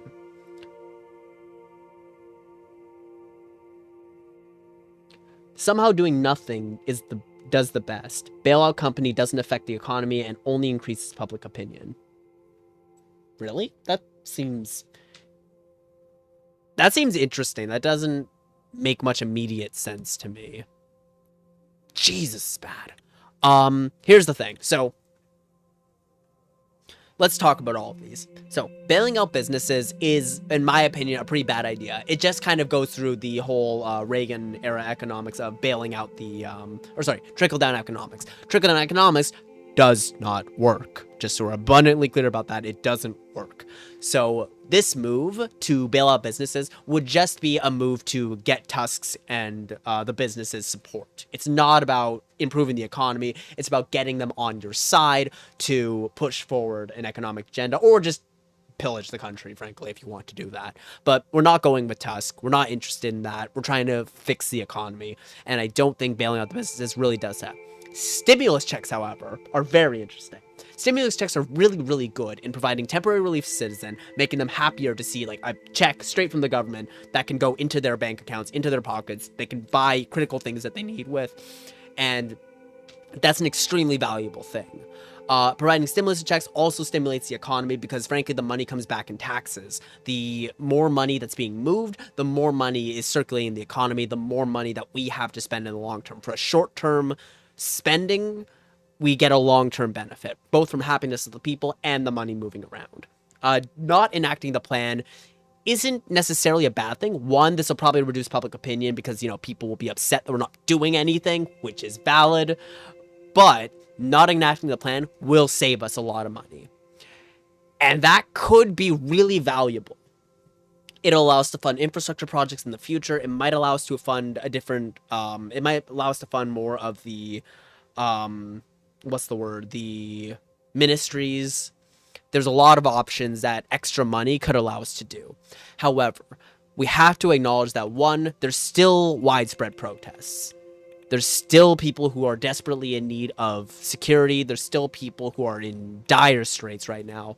And there's a lot of poverty in the country, quite frankly. And for right now, we have the budget to make this decision. So even if we have to be a bit more conservative when it comes to funding the ministries, I think that going for the stimulus checks is the best decision because, again, this stimulates the economy. This puts money in people's hands where they can spend it on local businesses, which businesses will then buy more goods, spend or pay more in taxes. It's a circular stream, and that's a really, really good thing. We want the money moving.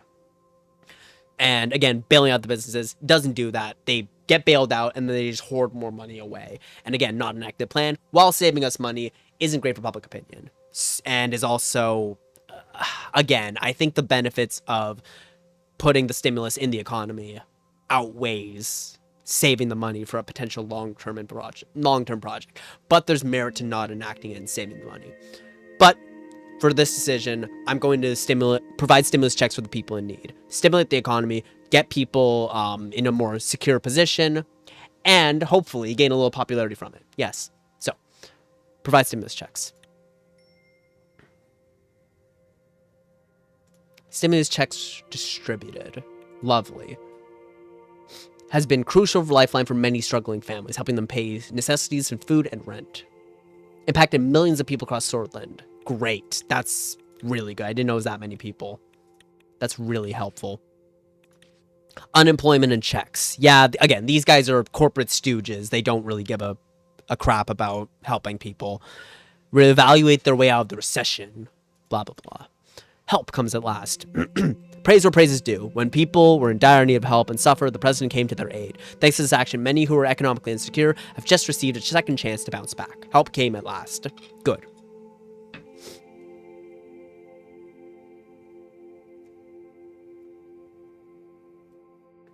This was such a powerful political move that resonated well with the populace. That's good.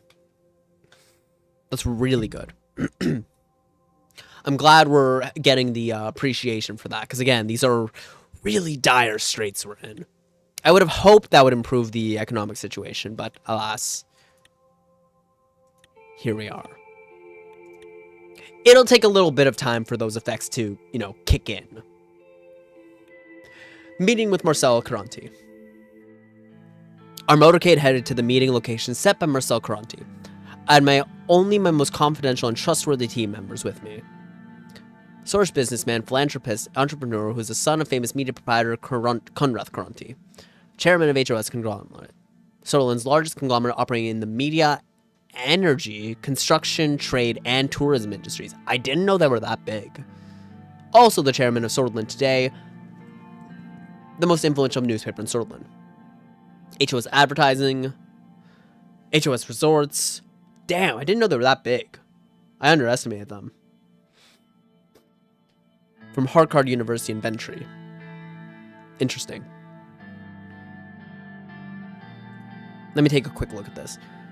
It's a multi-industry corporation worth tens of billions of Suzerain, part of the Big Four. For the largest companies in Sordland, they're involved in nearly all industries, but only have a monopoly in the media industry through the ownership of Sordland Today. Oh wait, only have a monopoly in the. They have a monopoly in the media. Ooh, that's not good. That's not good at all. Through the ownership of Sordland Today and Source Broadcasting Corporation, founded by Conrad Karanti, first modern entrepreneur.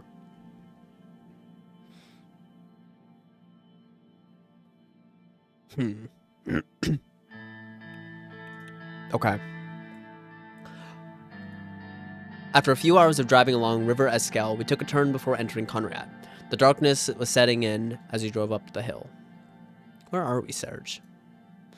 We are nearing the HOS Country Club, Mr. President. We'll be there shortly.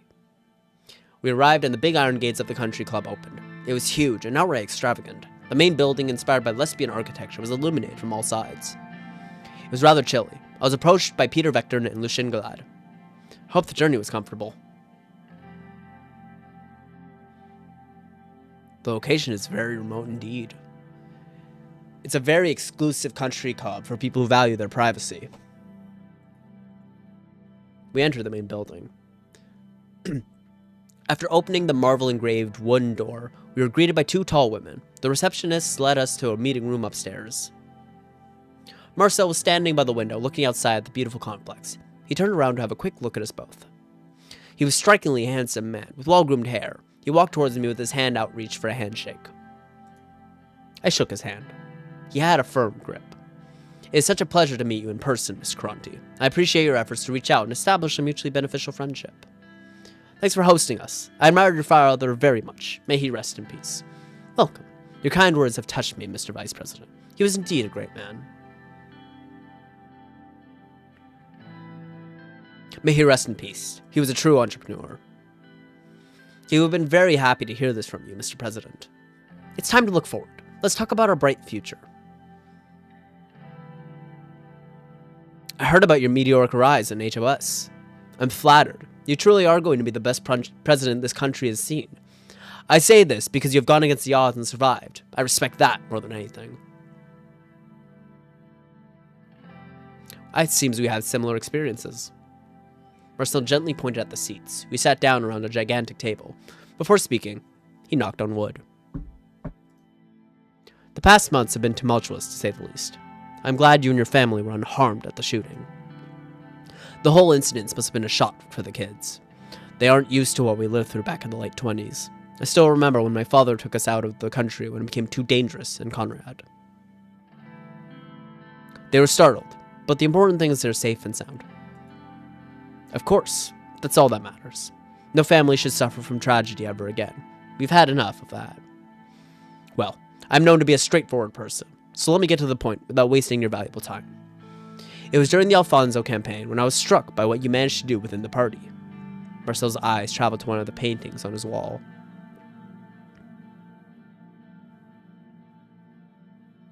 Look at the painting. I observed the painting. The famous piece depicted a giant sleeping beneath a village. The trees, rivers, and hills were all part of the giant's body. Its eyes were two caves looking up at the people. It showed daylight on the far left and nighttime on the far right. The giant seemed to be watching the village. It was totally unbeknownst to the villagers. Marcel pointed his finger at me. You said we will transform this nation, Mr. Rayne. My conglomerate has a way of doing things, and I don't want them to change. So I want to cooperate with you. Please explain further.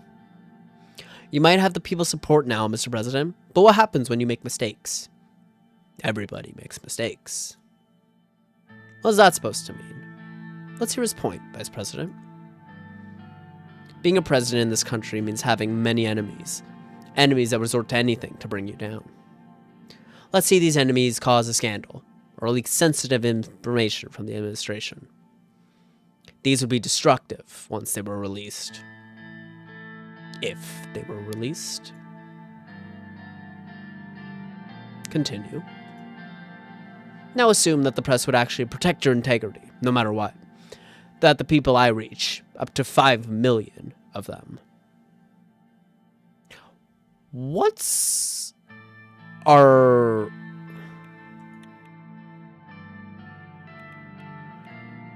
Ah, come on. Do I not have a population count? Codex entry, I want to see how many people 5 million is in the context of this. I don't think it says. I think I vaguely remember being 49 million. So 5 million is very notable. Up to 5 million of them will not lose faith in you. Let's hear your offer. I want 2 things, Mr. President. Number 1 is a guarantee that the Rayne administration won't meddle in HOS affairs, no matter what happens. Number 2 is a simple gentleman's favor for the future. Let me prove my services to you first, and I'm sure you won't disapprove when the time comes.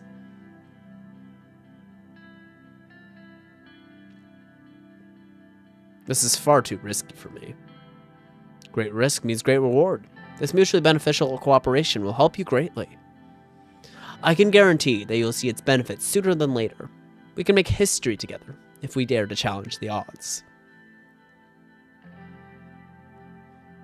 What do you think about this, Lucian? Lucian leaned to my ear and whispered, I think it is a good deal. He is right. We will need the media support. With his newspapers and channels on our side, we can dodge a lot of bullets. The one thing that bothers me, though, is his favor request. We do not know what he'll ask for, and it could be something that endangers our administration. Marcel interrupted us. So, do we have a deal? No. I don't think so. Here's the thing. I'm so pained to turn down this deal. Here's the thing. Walter Tusk is giving me money. I'm not interested. I'm just not interested in Tusk's deal. Kronti's deal is very interesting. Being able to get that many people just generally supportive of us through the media, like being able to influence public opinion, keeping people on our side, holding the administration together, is extremely, extremely valuable.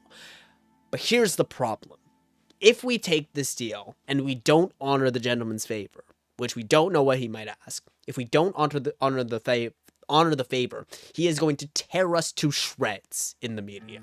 He is going to leak information. He is going to screw us over in every way he possibly can. And potentially that means kind of selling out parts of the economy to him, which is just not great. I don't really want to put myself in the position where I have to be taking a deal with him that could threaten our long-term plans.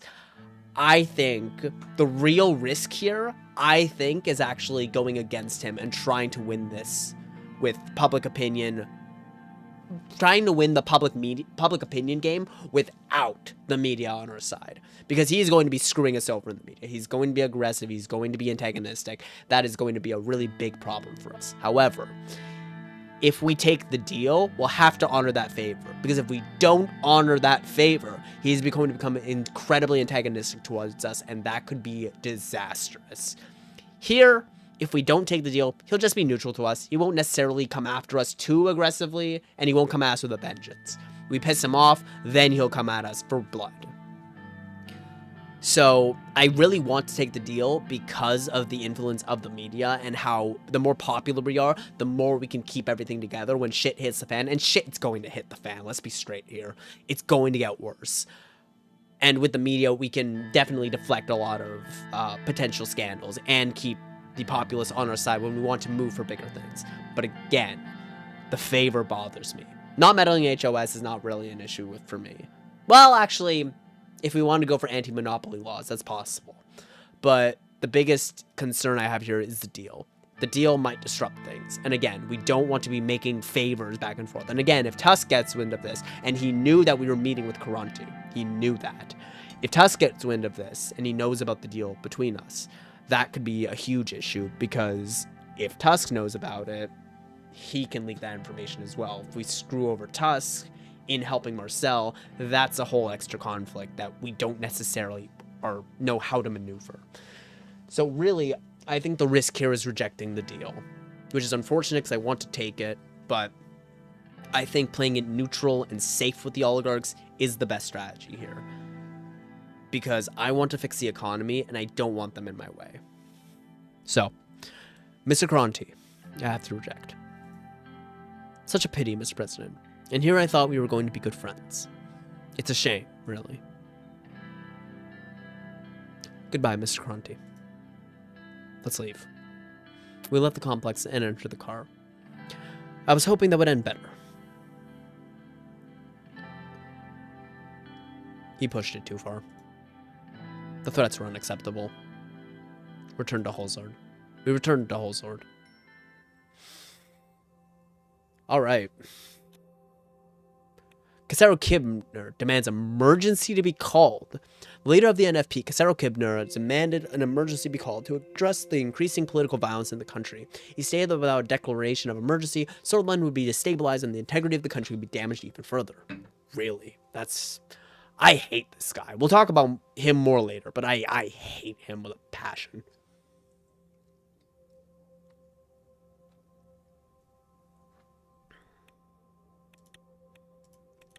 Ugh, wretched human being. Anyway, here we go. The funeral of Bernard's circus.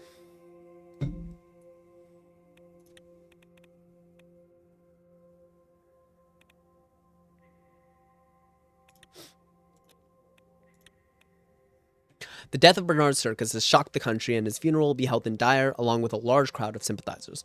Circus was not only a communist, poet, but also an elected MP that had a voice. A state funeral has been organized to honor him. The question is whether the president and the administration will attend the funeral or not. I want to attend the funeral. Kibner is a competent racist politician. Unfortunately, that's the best way to describe him. Yeah, he is extremely competent, which makes him significantly more dangerous. I want to attend the funeral here. Frankly, the fact that he was shot outside of Parliament is reason enough, no matter what his political views are, but also, the communists are just not an enemy here. The nationalists are far more of a threat here. They're the one inciting racial violence. They're the ones who are trying to push the British people to their extremes. The Bernard Circus is just a good politician. He was just doing his best, I think, just morally. I don't think he's a threat. I don't think he was ever a threat, really. And I want to attend the funeral both on moral grounds, but also I want to take the opportunity to try and de-escalate the violence, try to support him where I can and support the things he wants, like, better funding for education, better funding for healthcare, less influence of business, etc. So it's kind of a simple decision. I want the administration to attend this, and we want to de-escalate the violence. So attend the funeral. Funeral of Bernard Circus, St. Das Nerdy Cemetery, Dyer. Dark clouds were looming over Dyer. They looked daunting as our convoy started approaching the century-old cemetery. Excuse me. It looked like it was going to rain. Certainly fitting weather for a funeral. As expected, Bernard Circus's passing maintained its media traction, and all of Sordland was paying attention to the ceremony, especially to what I would say in my speech today. Sir, we have arrived. Raindrops were running down my car window when Serge opened my door and held an umbrella over my head. As soon as I got out, flashes from the camera blinded me. It's okay, Serge. I will hold my own umbrella. As you wish, sir. He handed me the umbrella and started waiting next to the car with his own. Peter and Carl exited from their own cars in the convoy. They made their way over to me. Anton. Mr. President. I just want to inform you that the perimeter is clear and secured completely. There is no one getting in or out without our knowledge. Good work. Thank you, Carl. Carl bowed his head with respect. Good. If anything happens to Anton, you'll have to answer to the First Lady. Trust me, Carl. You don't want that. Peter let out a laugh, which drew some attention from bereaved attendees. gestured to Peter to lower his voice. You're right, sorry. It started to rain. Several unintelligible voices were heard from Carl's radio. He stepped out to reply and returned shortly. We have a small problem, sir. A few, 5 to be exact. Red Youth members are here to attend the funeral. They apparently said they wish to pay their respects to their fallen comrade. Should we let them in? Do you think they pose a security threat? No. They were thoroughly searched. It looks like they really are here to attend the funeral. Let them in. As you command. Let's head over. They're about to start. We walked towards this crowd, circled around the grave. Everyone in attendance was wearing black in mourning. The rain started pouring heavily. Bernard's widow and daughter were in the front row, staring at the coffin with a mixture of disbelief, confusion, and above all, a cold, unforgiving sadness. Both of their eyes were very red and swollen from weeping. Before taking my place to observe the ceremony, I gave my condolences to Bernard's wife and his daughter, who looked at me. She reminded me of Diana. When the religious ceremony was done, I was invited by the priest to deliver my speech. I took the podium. I felt like I had a lump in my throat. I couldn't get the daughter's eyes out of my head. Today we are mourning Bernard Circus, a father, a husband, a loyal servant of this country. Towards the back of the crowd, I spotted the members of the Red Youth, wearing red shirts and black bands of mourning on their arms. They seemed ruly and were respectfully bowing their heads. There was complete silence, save for the sound of raindrops.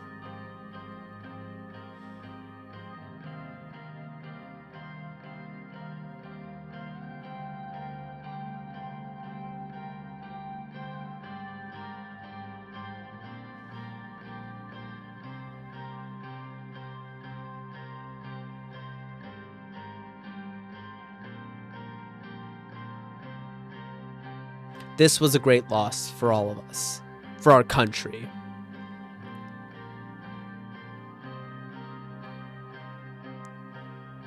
Circus had a dream of a unified Sordland. In these next months, we need to fulfill his dream and band together.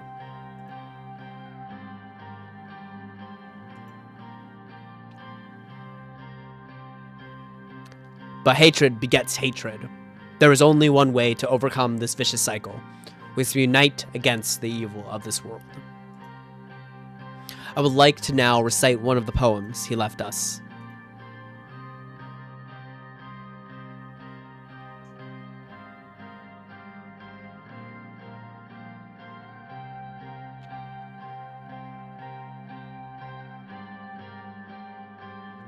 They did not let us sing our songs. They are afraid of the dawn. They are afraid of hope. But our songs will be sung. A moment of silence, please. During the silence, all that was heard were the ravens. Some attendees started clapping, some crying. The coffin was lowered into the grave by the gravekeepers. After a couple minutes, Bernard's circus was with the soil. No more. As we bid farewell to Bernard, I want to close with the words every sword lives by. Amagna Vescar. Everyone replied, Vector insista. Victory is close. With applauses, I stepped down from the podium. It was time to leave. The widow thanked me with a soft and defeated voice before we dispersed. On the way back to the car, I still couldn't get the eyes of Bernard's daughter, nor the faltering voice of his wife, out of my head. Would Diana, Monica, and Frank look at me the same way if something happened to me? Peter put his hand on my shoulder. That was a good speech. I sensed only respect in his voice. Thank you. I mean it. I know you do. Come on. It's time to go. We've got work to do. He was right. We had work to do. So much more to do. I realized the rain had stopped, and I looked up. The black clouds slowly disappeared, and sunbeams enlightened our surroundings. As someone once said, even the darkness night will end, and the sun will rise. Hope was still on the horizon.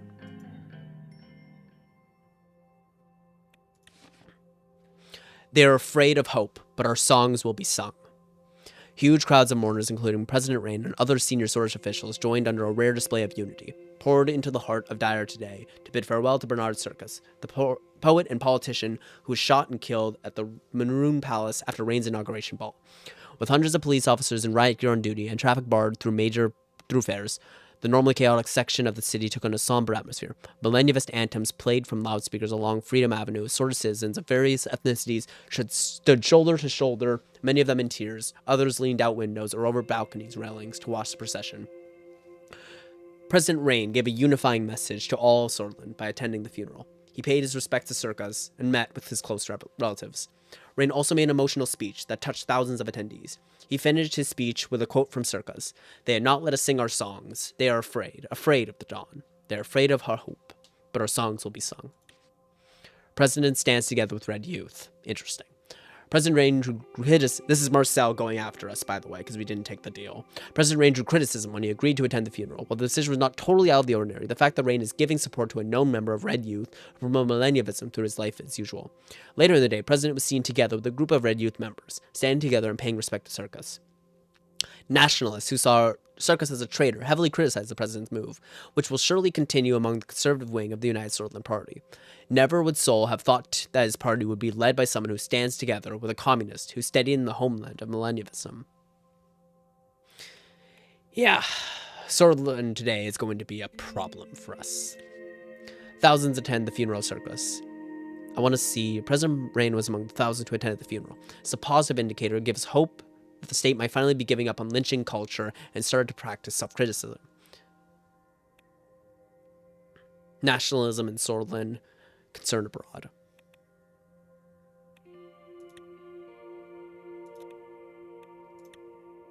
All right.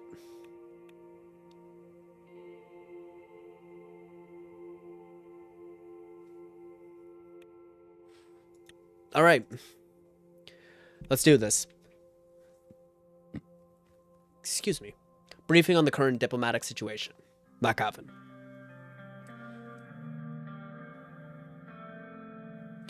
The Blue Mansion in Lackhaven hosted us for the important diplomacy gathering. The door opened, and David Vichy, once a lecturer to me, now the Minister of Foreign Affairs, gently made his way towards my desk. "May I sit down, Mr. President?" "Leave the formalities aside, David. Please, take a seat."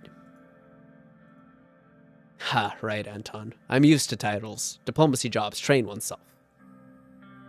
He slowly sat down, taking care not to aggravate his arthritis in his knees. He'd always had an air of gravitas about him, and old age had only served to deepen that. After he settled himself, he regarded me with delight, his blue eyes sparkling.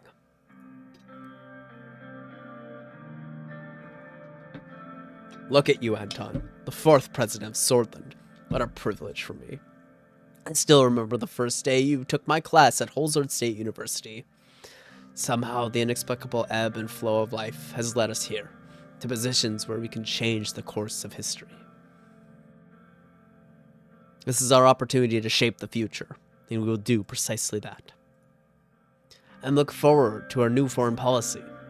I'm excited to present you the latest bill I'm working on.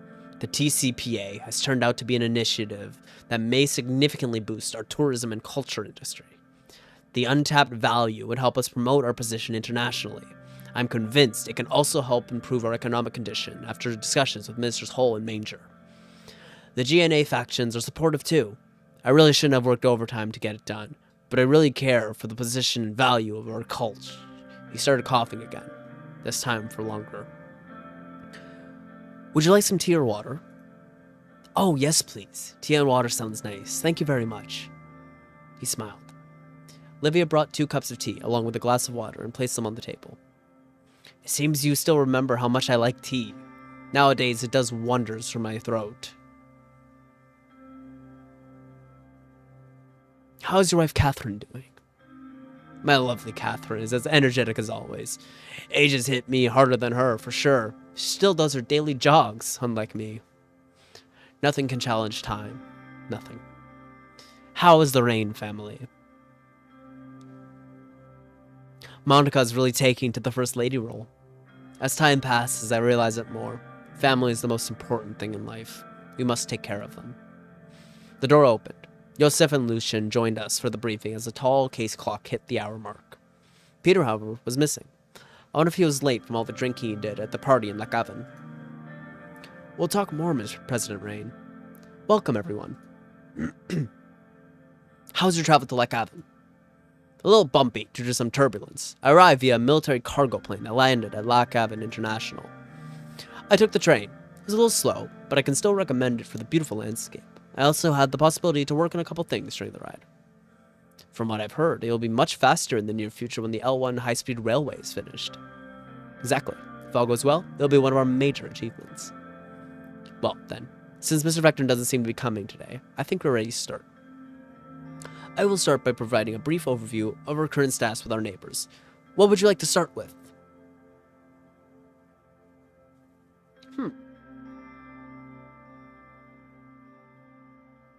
I'd like to hear about Agnolia. Parliamentary Republic is currently governed by the centrist Neurist Democratic Union. Martin van Horten.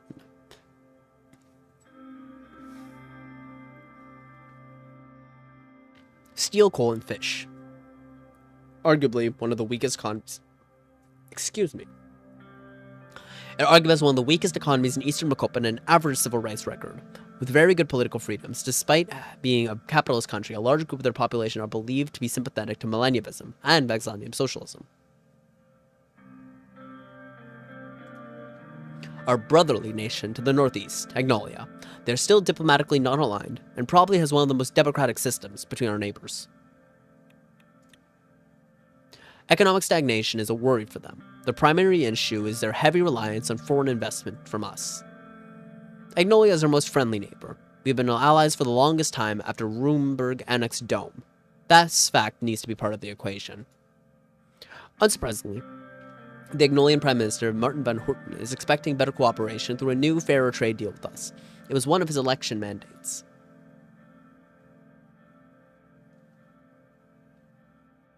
A more comprehensive trade deal sounds beneficial to all sides. Both sides could gain from it, but Agnolia has more to win than us. They want to protect their weaker industries, which we are profiting from selling our goods to. Additionally, the latest numbers indicate that currently 1 million Agno-Swordist citizens live in the Agland region of Sordland, which creates a link between foreign policy and our internal affairs. These people have suffered socioeconomically, which led them to crime and other problems. In addition, a relaxed immigration policy was one of Agnolia's main requests, which is unacceptable. Most of the migrants in our country haven't even assimilated into Swordist culture. Adding more won't help. I'm supportive of relaxed immigration. Relaxed immigration is just a good policy. It's not even ignoring the fact that it's going to be one of our main pushes. We're going for an immigration strategy here, or at least I'm going for an immigration strategy here. Relaxed immigration is just really, really good in general. It promotes economy, it promotes the vibrancy of culture. As long as immigrants are treated fairly, given opportunities the same as the native citizens, that's when immigration really truly becomes a strong and powerful thing. But when immigrants are let in and then not supported, that's when the issues start to rise. That's when nationalists start looking at immigrants and start talking about them as, like, you know, causing the problems in their society. When it's not their fault, it's the fact that they're disenfranchised. I would rethink the matter seriously because it has grave influence on our society and values. We should remember that we promised to keep our immigration laws relaxed in the election campaign. What's the latest situation in Velan? It is tumultuous in the south, as always. Victor Smolak is expanding his powers among protests from Vejek people. However, he's quite positive about a normalization of relationships between our countries. Despite purging the Vejek communists, reports indicate that they have been warming up to Contanan international aid. As you know, Velan's stability was always a concern for the region. But if we want to help them, we must not treat refugees like we did in the 30s. I still can't stomach the inhumanity those people suffered.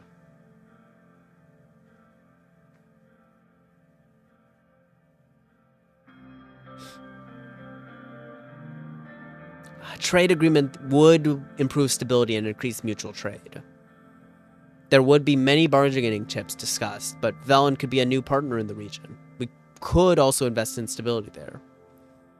Our main goal should be to avoid a refugee crisis like the 1920s. The Civil War had major security and economic repercussions on Swordist soil.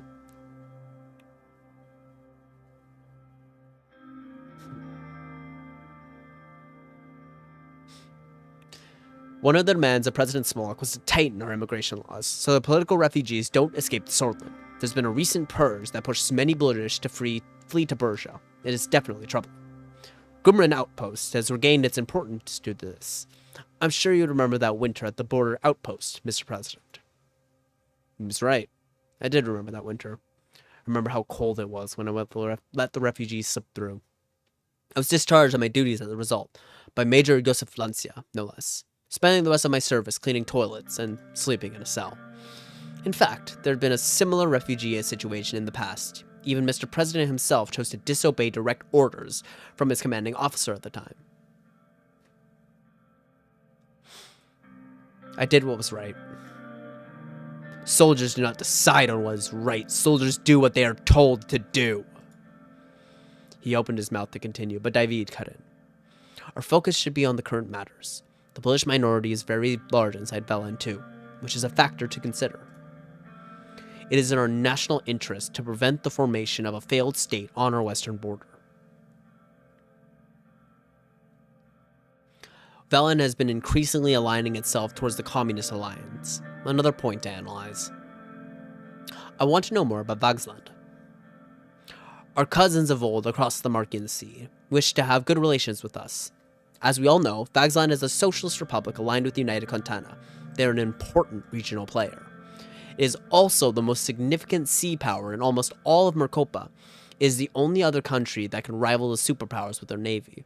We had hostile relations with them after several wars in the 19th century, which we wouldn't want to experience again. Recently, the relationship has warmed up thanks to Emmerich Hegel. As a result, diplomatic talks can be conducted in the future.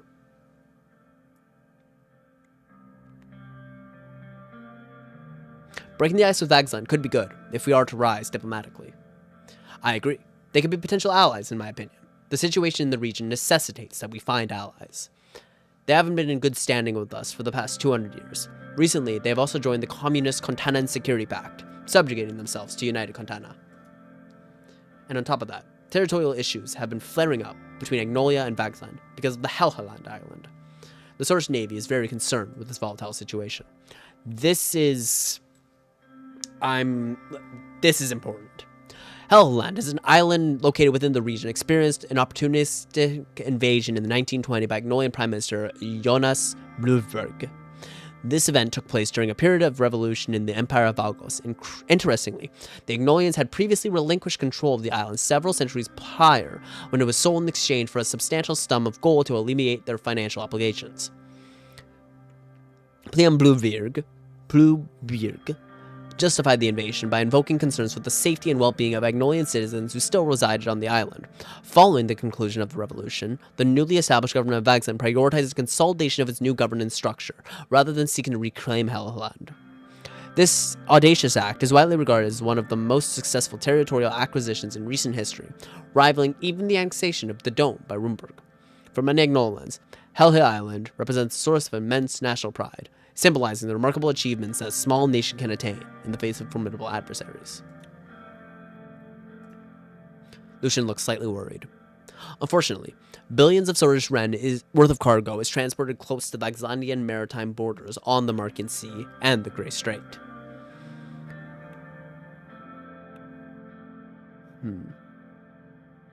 Yeah, Helgeland's right here. My face cam is slightly covering it, but I've got my cursor over it. This causes significant risks to our imports and exports in the case of a deterioration in relations. The strait is of high strategic value to us. Joseph, the Navy is keeping an eye on the situation from a distance, right? We are actively monitoring the sea routes and cargo ships. For now, there is no immediate threat, but we don't know what can happen in the future. Let's move on. Two important neighboring countries remain, Lesbia and Rumburg. Which would you like to hear about first? What about Lesbia? Our southern neighbor is aligning itself more and more with Arcasia. Lesbia is currently led by Prime Minister Patricio Alvarez. They are the jewel of the continent and the second largest economy in eastern Mocopa. Though wealthy, Lesbia suffers from excessive economic inequality. Our past relations have been great, but during the last decade, their investments in Sordland dwindled due to our instability.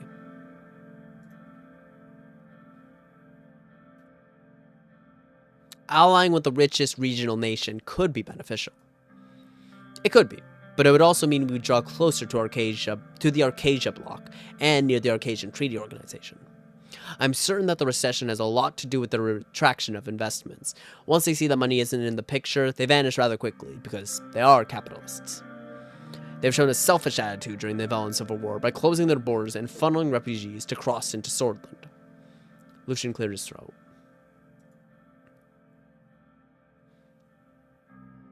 Our values are different with Lesbia. It's really not inspirational to me. Just because of, like, the economic inequality, that's a big concern. Our values are too desperate in Lesbia, it will be hard to see eye to eye. I completely agree. Lesbia has for a long time benefited from us through our old tariffs, thereafter exploitation. There are hundreds of very privileged oligarchs who invest inside and outside of Lesbia. Some made significant business investments in the city of Benfi and Valgan. What's the situation with Rumburg? Now, to the most troublesome nation, Rumburg, constitutional monarchy led by Queen Beatrice Livingston. I highly advise caution and calculated action against Rumburg. Our military must be prepared. The threat is real. They are strong and have the motivation, as well as the means to damage us. We shouldn't give them any reasons to pursue aggression.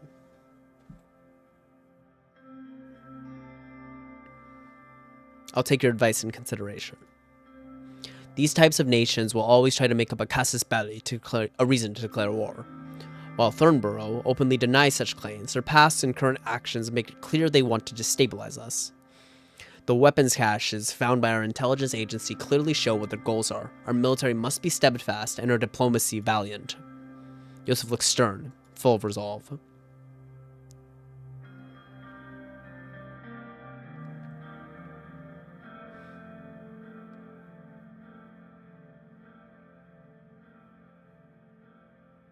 The Rumburg threat is one of our top priorities. You can be assured of that. We are always in dialogue through our with our Rumburg ambassador to make sure a channel is open to solve disputes. We could use their aggressive attitude against them by convincing the international community. Lucian grabbed Lackhaven Times newspaper and put his finger on the article about the latest diplomatic incident. The abrupt announcement about the closure of the Rumburg consulate in Lackhaven is yet another step in their escalation. This covers the overview of the current situation. We'll move on to our trade choice and the response to Rumburg's diplomatic escalation. The sun began to set over the hills surrounding Lackhaven. The team was ready to give advice on the new trade initiative and the response to the latest diplomatic incident with Rumburg. Peter arrived late. He looked a little rougher than usual. It must have been the drinking from last night. Hey there, folks. Excuse my delay. I'm sure I didn't miss anything we didn't already know. You're supposed to be part of this meeting an hour ago. Punctuality is important. You're talking about serious subjects here.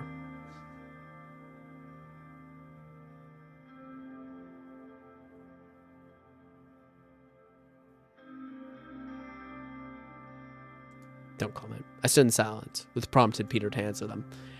It was a one-time thing. Let's just get on with it. Lucian and Joseph looked at Peter before David moved away from the subject. The vice president will be part of the trade delegation, so it will be great to have his input on the subject as well as on the Rumburg incident. Rumburg consul Sir Bran Harrington announced the closure of the 120-year-old consulate. Now their diplomatic staff is leaving the city to go back to Thornburg.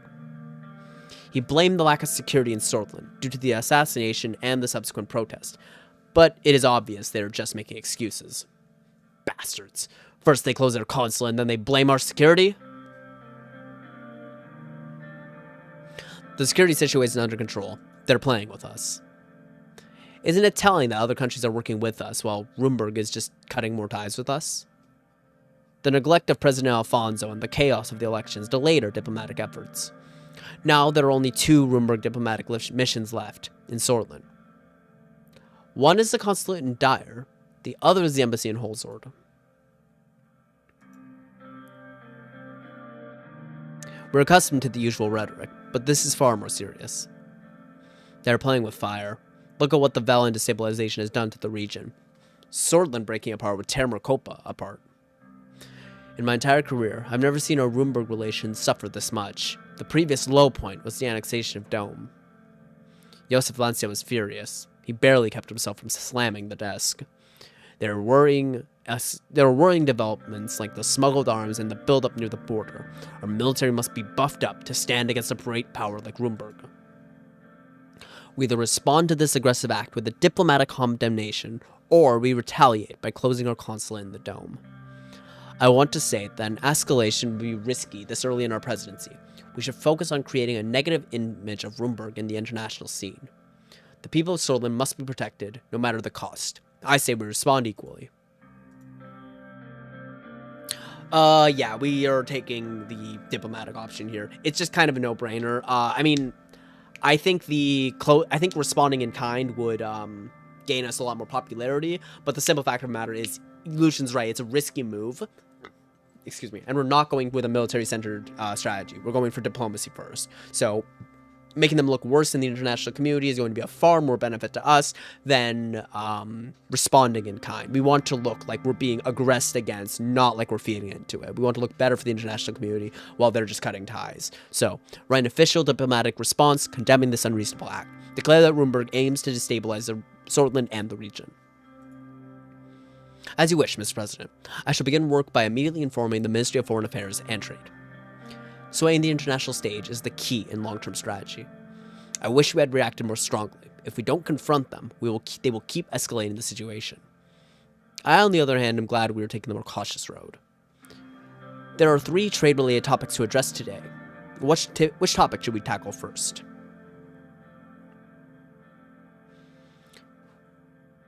We should talk about the ongoing trade negotiations with our neighbors in Velen and Agnolia. Our primary goal will be to successfully sign at least one trade agreement with one of our smaller neighbors. We have 2 options with our trade initiative, starting new negotiations with our old partner Agnolia to the northeast, and forming a new cooperation with Velen to the west. Tell me about the trade deal with Agnolia. First off, the reason behind this option is more diplomatic than economic. Although, of course, we can't forgo the added economic value. Agnolia is an old ally and a valuable trade partner. The point we are at with the early negotiations is around the steel trade. They're demanding that we buy their steel for a higher price. That is because they think the deal is far too unbalanced as it is. The second main demand is a privileged access to our agriculture market. If we are to fulfill their demands, in return, they're offering a full alliance with Sordland against Rumburg. Looking at the current advances of Rumburg near our borders, having a coalition against Rumburg would prove extremely useful. Obviously, there will be consequences for entering a full alliance. Mainly, the issue is around Helheland. Vagsland has clear intentions on taking over the island one way or another, and entering a military alliance with Agnolia will make them furious. I want to state my support for the decision to stick to our old ally Agnolia. Even though I disagree with their demand to relax immigration, we've cooperated with them on many issues in the past. There are obviously subjects that we would still need to tackle, like our economies, the trade good, and what to do with immigration. My opinion is that this is a good deal, and we should go for it. The new Agnolian Prime Minister is trying to improve the existing relationship. The downside is that we would need to make concessions, a reality of any trade deal. I would be open to signing an agreement that would satisfy all sides. That would be the best outcome. If you decide that Agnolia is a good option, another point is that they have a very democratic system. After the recent elections, the PM has a mandate to arrange a fairer trade deal with us. Martin Van Horten is also an avid supporter of relaxed immigration. Since we said we will keep immigration relaxed, it will help us. Regardless, if we're going to increase our regional influence to previous levels, we might need to make amends with our neighbors. Ultimately, the decisions will be up to you, as always. Tell me about the trade deal with Velen. Dealing with a fractured country like Velen has its positives and negatives. Although it will be lucrative in the short term, there are risks associated with dealing with such a country. They're proposing a co-investment project and a no-tariff agreement. They're also offering oil in return for attracting foreign capital interests from Sordland. However, it is possible that there will be an international ramifications for getting closer to a country like Velen. All in all, this is a very lucrative deal for us. However, we need to think about the consequences. I certainly don't support the decision to become friendlier with Velen. We carried their burdens for decades. Their migrants flooded our country, and now they're expecting a deal from us. Maintaining influence with Velen could prove useful. Yes, it is risky, but think about our influence on an underdeveloped nation like that. We could also sell more products and enter their market easily. I'm of the opinion that it's simply too risky. Yes, we would gain resources and immediate capital, but I'm afraid of the consequences. You may be right. It's risky. I tend to agree. If we were to go forward with the deal when the time comes, there is the topic of immigration to consider. Victor Smolak is a known isolationist. Our promise to keep our immigration policy relaxed will not help at all. He blames us for bringing Western interests to the region. He also doesn't want his political opponents to flee here. I personally don't like the idea of getting too close to Velen. Me too. Agreed. I still think we should give it a try. Since we did not promise to align with neither the East or the West, it is very likely that the concerns would be more around the deal itself. Our neutrality strategy might ease the tensions with Rumburg, since our primary concern is the strengthening of the superpower blocks. The last handful of monarchies in Merkopa are reactive against the influence of Arcadian capitalism and millennialism. We also need to consider the effects of our economic doctrine plan. The fact that we are headed towards a market economy will have an influence. Good negotiators optimize the interests which make the differences become trivial, allowing both sides to reach a deal. Very true, Mr. Vector. Which we have a lot of time to prepare for the scheduled visits to Velen and Agnolia. I believe this gives a brief overview of our current options. Our trade delegation will begin to work towards the end of the year. We expect final negotiations and the signings of the trade agreements to happen next year. I'm very much looking to visiting Stalport and Raklovitz with party animals like David and Simon. Peter laughed. Yosef narrowed his eyes and stared at him. I'd like to know more about Orisha. The nation south of Lesbia is a centralized constitutional monarchy led by King Romas Taurus, the grandson of Queen Liza Taurus the Great and son of King Valero of Taurus the Frail. The kingdom is a developed nation that wielded considerable influence in southern Merkopa before the reign of Valero. The country has lost some territory due to internal strife. The Alfonso government signed vital trade agreements with King Romas Taurus, benefiting both nations at a time of need. Attempts to add further cooperation stalled out due to the king's blood ties to Rumburg.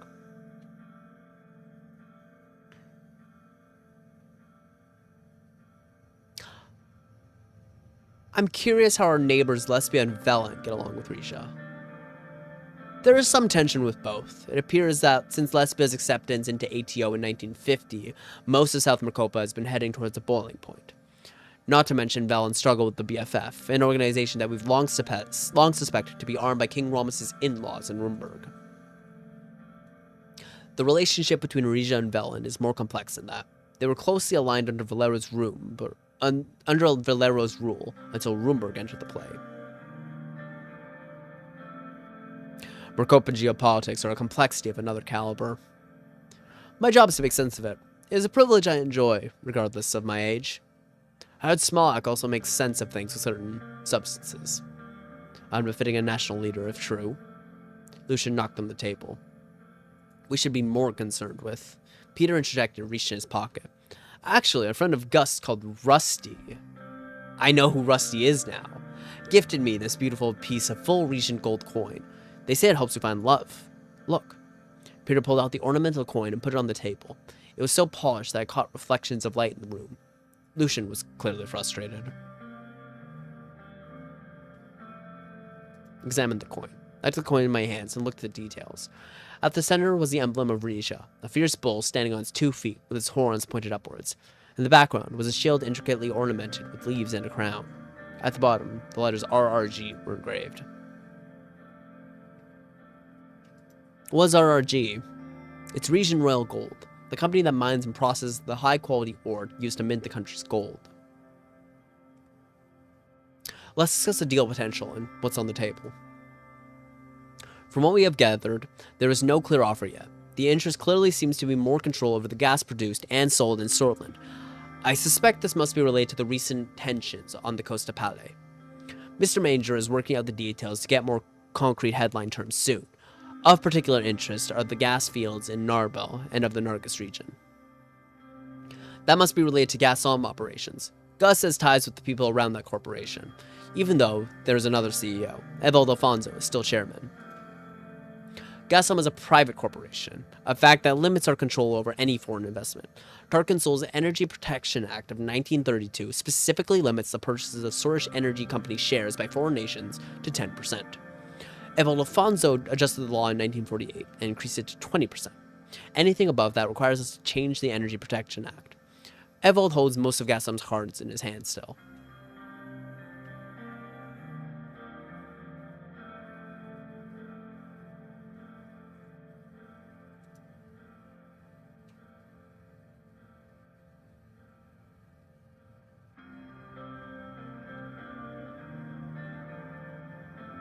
Good thing we handled the transfer of power within the party diplomatically. I'm sure they'll be more open to talk. Yeah, so many people in the party approached me and praised our course of action. They thought the USP was fractured enough, didn't need further attention. I wouldn't be surprised if Alfonso would be willing to work to concede more due to this fact. I would still be wary of his and Mr. Manger's intentions. Diplomacy is the way, 99% of the time. Lucian pulled out a pen and took a few notes. David coughed a bit, but then continued talking. From our diplomatic channels, we can tell that Lesbia is still very interested in Sorish petrol, whereas Rumburg wants more gas resources. As a sovereign nation, we must protect our resources. Our energy independence is part of our national security concern here. Gazprom handles most of our energy production.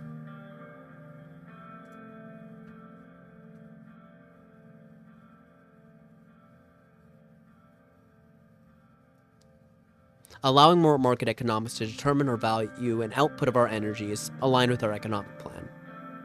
A potential mistake when our traders use our dependence on them against us. I concur with Lancia. This is a distinct possibility. If Regia wants to buy more than 20% of shares allowed by the protectionism laws, then the government can step in to make changes to the EPA. Precisely. But we don't know if this will be the case. There is a scenario where they might invest within the EPA limitations. We just have to hear more before weighing the options. They never revealed much about their involvement to me, but I also had the feeling that Alfonso's crew is more linked to Gazprom than they seemed.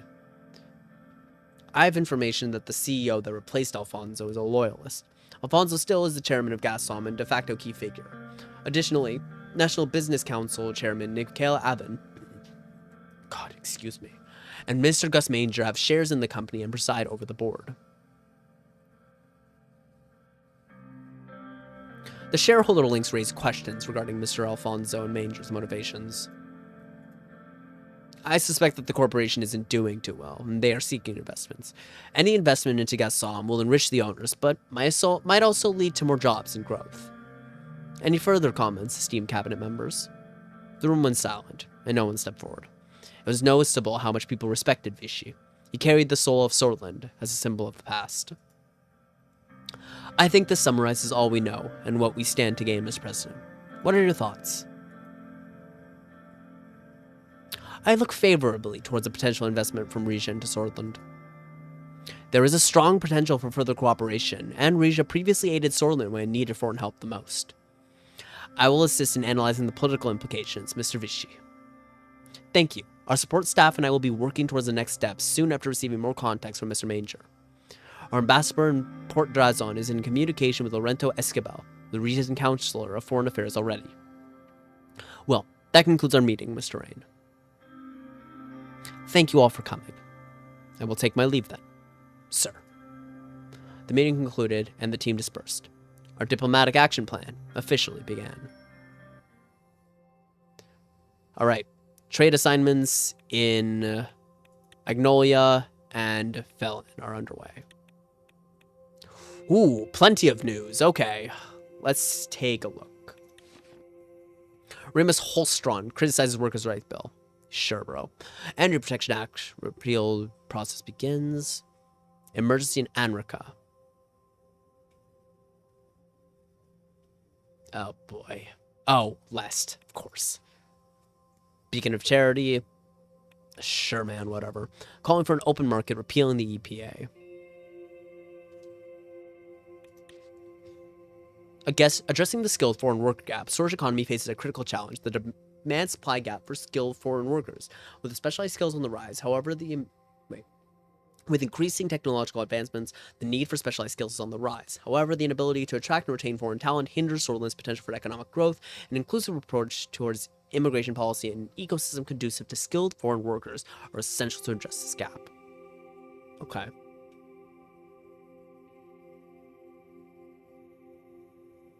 Ooh, several dead a week? Freedom of expression, democratic change, economic security. Got it. Welfare issues of Narbel. Regional healthcare problems. We need democracy. Energy tensions escalate in Risha. In recent energy deal with Pale over the disputed gas field. It's likely to see an escalation in tensions. The Alliance of Nations through its mechanism Andor has been closely monitoring the attempt to defuse the issue. Sordland condemns closure. It's clear the letter is not just directed at Runeberg, but all surrounding countries observing the serious situation. Grand National Assembly's Green Bill in Holzord. Grand National Assembly is preparing the Green Bill with focus on promoting sustainable industry practices. Section 1 of the Act proposes stricter regulations on industrial pollution and waste disposal. Hefty fines for non-compliance, with the collected revenue to be reinvested in environmental recovery projects. Shitty Agnolia president. Agnolia enemies Runeberg and Vagsland and tried to piss off the last neighbor. No way this motherfucker thinks he can increase Agnolia and steal 2x more. I kind of tend to agree. CPS and LUS picket line. Gaslam HQ in the city expressing their discontent. Young Swords member claimed links to government. Oh. We're not able to find any further leads. That's potentially bad. GNA put forth to repeal the Energy Protection Act that acts as it currently stands restricts energy foreign ownership and security-sensitive energy corporations to 20%. Arguing for an open market approach, opponents advocating for the protection of Sordland's critical industries from foreign influence. If the appeal successfully garners the requisite majority in the assembly, it will then head to the Maroon Palace. CPS comprehensive Ayotake plan for Rika's infrastructure.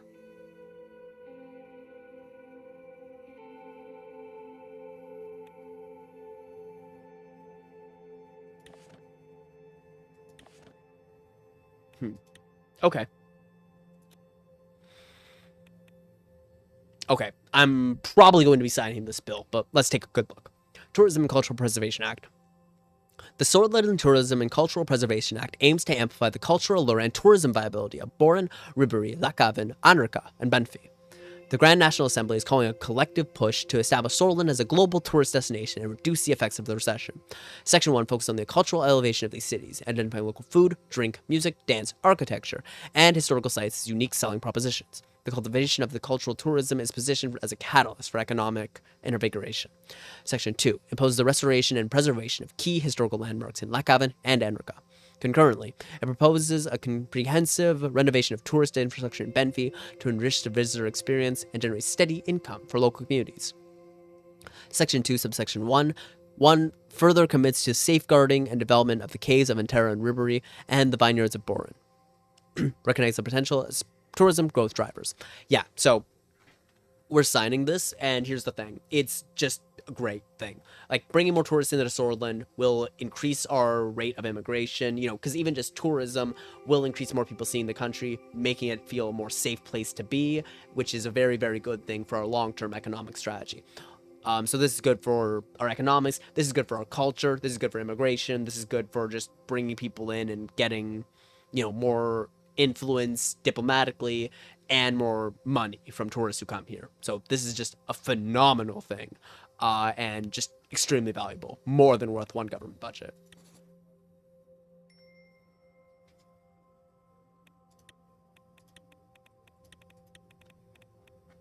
Tourism industry booming. Flocking to explore vibrant cities, historic landmarks, stunning landscapes. Lovely. Really good. Tourism and Cultural Preservation Act signed. Marks a significant milestone in Sordland's tourism journey. Cultural wealth to tackle the recession. A step towards progress. I'm glad they like it. Cultural allure of Sordland.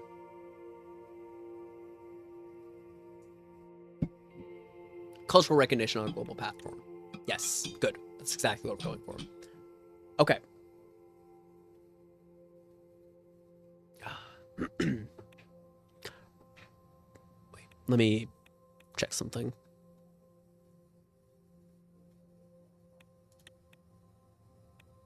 Okay. Briefing on the results from the Reform Committee. I came a little early to the meeting room before anybody showed up. We had scheduled a meeting to discuss the progress of the Reform Committee regarding the new constitution. I took a seat on the center chair in the vacant meeting room as I waited for them to show up. The reforms were slowly becoming the most significant expectation of my government. We could be changing Seoul's constitution of 29. Most people nowadays blame the constitution for the outstanding problems of the country. Wait, sorry, one thing I wanted to see. Okay, not much difference. On the other hand, the reformists in the assembly had been getting louder about their demands. What I knew for sure was that I needed to do something about this encroaching chaos before it swallowed me. Meanwhile, Lucian, Peter, and Nia had been leading the committee to prepare an initial draft of the constitutional amendments. I was intrigued to hear the results. There was a knock on the door. It was Lucian. "Good afternoon, sir." Lucian arrived almost exactly on the hour mark again. His punctuality could almost be described as obsessive. "Good afternoon, Lucian." The selection option is funny, but he took a seat on the table and took out a bunch of documents, spreading them along the table. "We should begin the meeting as soon as Mrs. Morgna and Vice President Vector arrive. We finally have some results from the Reform Committee." "How's it look?" "Well, the situation is quite complicated, but I'm sure we will make it work, just like we accomplished many things before. We will go over the details regarding the new constitution in the meeting." A few minutes later, Peter and Nia also arrived. After a short chat, everybody sat down and took out their notes. I knew it was going to be a long meeting. There's a lot to talk about the future of this process. Let's begin to tackle the points of contention. "Mr. President, our committee meetings were really fruitful, and we already started working on the constitutional draft together with the reformists. They demanded a little too much, but we've had success with Franz Richter to create a realistic draft that could potentially go through Supreme Court." "A little?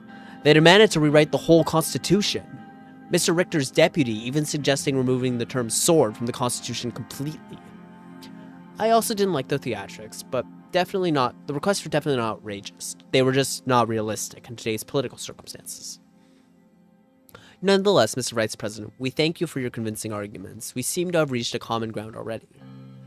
If we can fully reach an agreement with the reformists, we'll be in a very strong in the Assembly to propose a change." "Can we reach a 2/3 majority in the Assembly?" "If you can get Franz Richter to work with you on this, our only problem will be uniting our own party. We'll never be able to get the NFP to work with us. We need the majority of our 130 seats in the Assembly to vote in favor. With the PFJP's support of 70 votes, we will easily surpass the needed 166. But it will be tough to unite the USP with all the divisive wings that have formed. You must make them follow you loyally."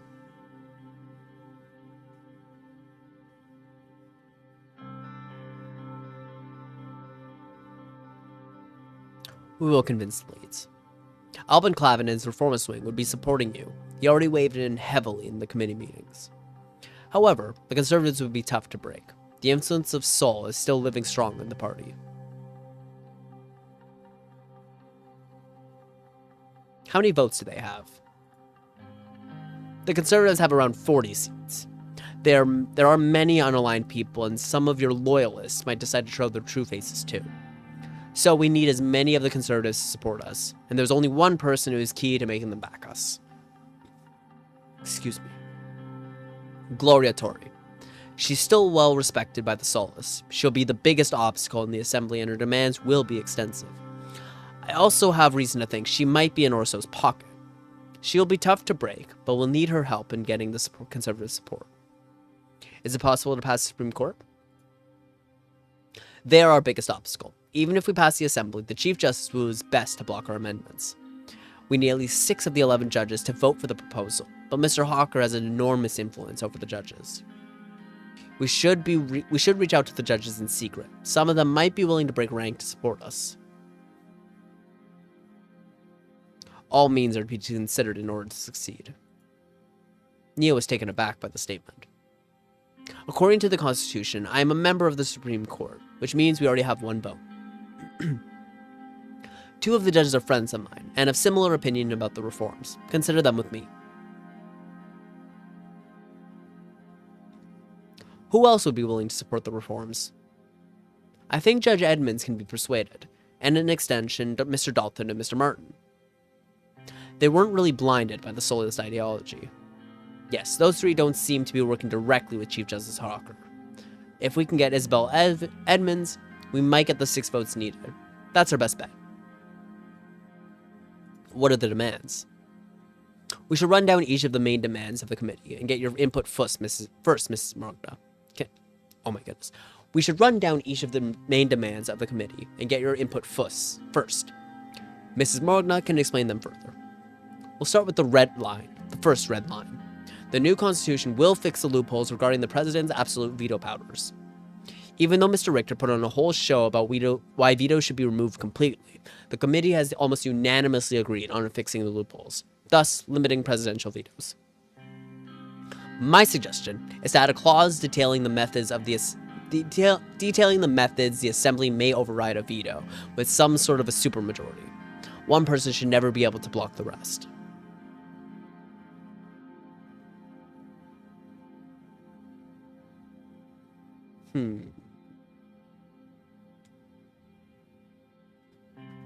I mean, in theory, I don't mind removing the vetoes.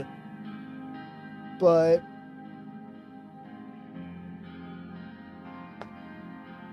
that's interesting, actually.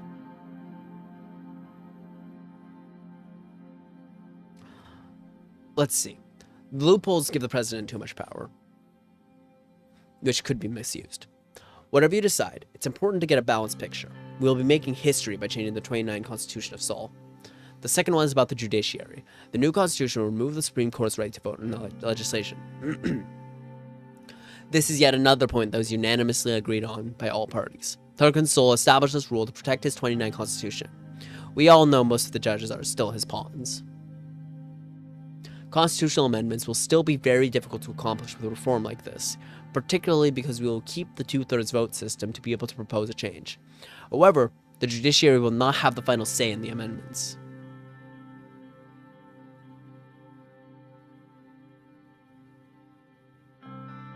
This is what we already wanted to do.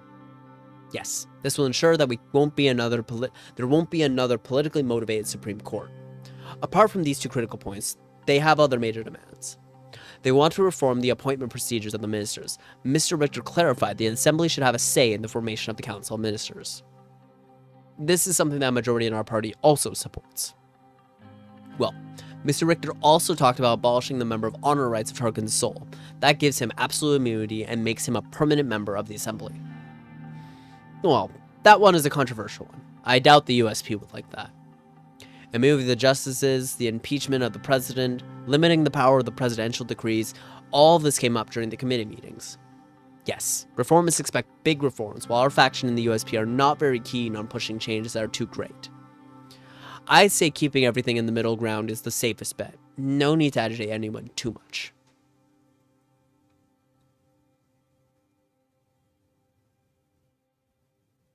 I disagree. We'll push for comprehensive reforms. I'm with you on this, Mr. President.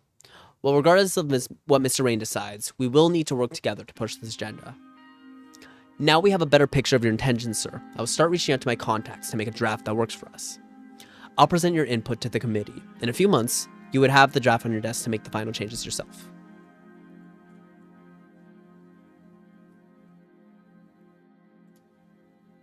I think this was yet another fruitful meeting, sir.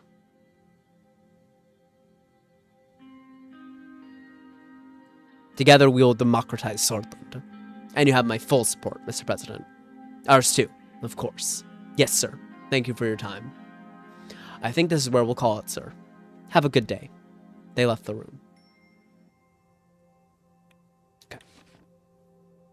Mr. Manger's Rural Development Vision.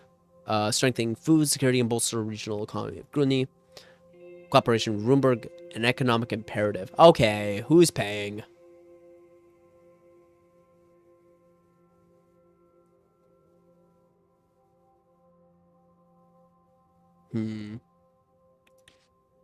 Job freeze sparks fears.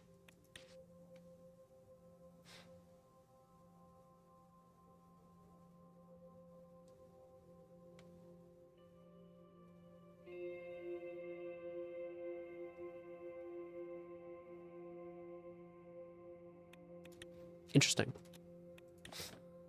Nature Preservation Protest. The Nature Preservation Foundation is protesting against the remaining coal industry, a significant contributor to source energy. The group is voicing concerns about the environmental impact of the industry. The protest is gaining momentum and drawing attention to the need for sustainable energy alternatives. The future of coal industry operations in Morbel is uncertain.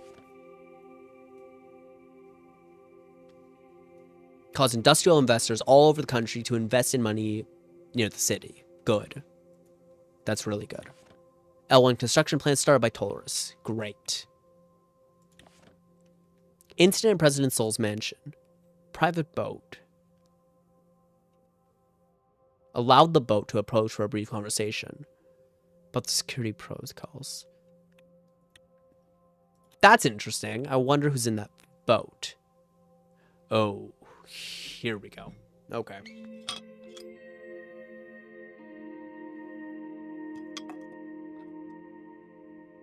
All right. This is going to be an interesting meeting. Meeting with Chief Justice, Orso Hawker.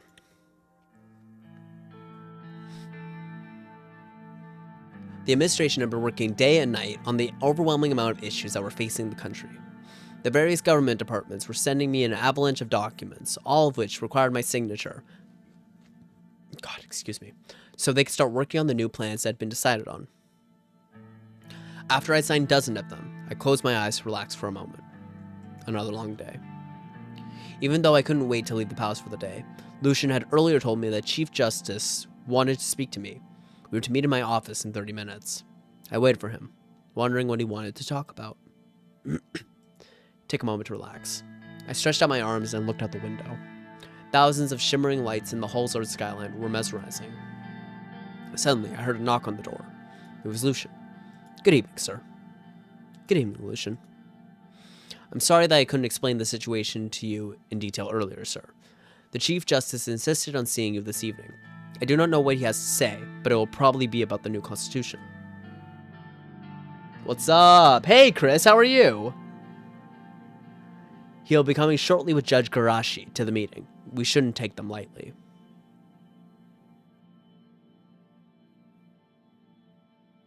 Regardless of what they say, I will continue with the new constitution. Of course. Let's stand our ground and not let them antagonize us, sir. We should... There were 3 knocks at the door. Lucian checked his watch.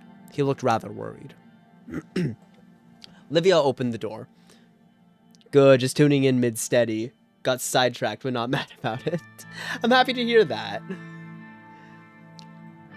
Livia opened the doors. Chief Justice and Orso Hawker and Judge Heron Garashi entered the room. Let's see if we can get a quick ID on them.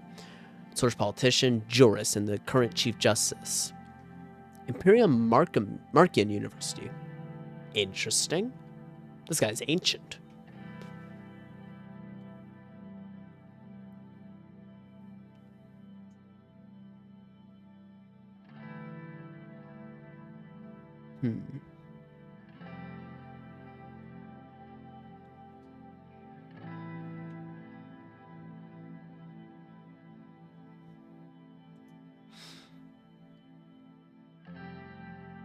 For his political career, stay law, also very ancient. He was implicated in the military. Wait a minute. Wait a minute. Due to his marriage with the sister of General Luderin, he was implicated in the military coup of 1927 and the Sword Civil War. But investigations were dropped during Tarkinsol's term as president. Oh, interesting. He became infamous for his obstructionist methods against President Evaldo Alfonso and his policies. Tried to isolate him within the party. In the same year, he's appointed as justice. Oh, okay. Good evening, Mr. President. It's great to see you. Evening. Welcome, Justice Garashi, Chief Justice Hawker. Good to see you indeed. Orso gestured at the sofa in the office. May I? Let's have a seat, gentlemen. We all took our seats on 2 opposite sofas and made ourselves comfortable. How are your first couple months, Mr. President? I hope you're faring well. Thank you. It's very busy, but I'm doing good. It will only get busier, yet I think you're doing a good job so far. Considering all that's happening around us, with the shootings near the palace and soldiers on our borders. He let out a deep sigh. It's a troubling time. We appreciate your concerns. So, you probably know why we are here. Please enlighten us, Mr. Hawker. We know you're working on a new constitution. The Supreme Court does not approve of this. With all due respect, the constitution needs to be updated, sir. I'm sure you are well aware of the public demand and our circumstances. Is that so? I see that you are the one who is not aware of our actual circumstances. You want to make a weaker constitution in the midst of problems from both inside and outside. Even if your proposal passes the Assembly, I'll make sure it will not pass the Supreme Court. That much is clear.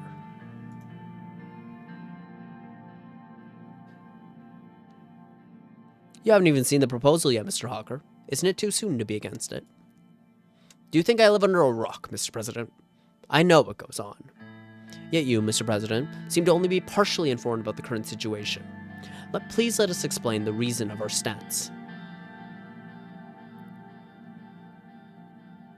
Oh, please explain. We are protecting the Constitution because it works, Mr. President.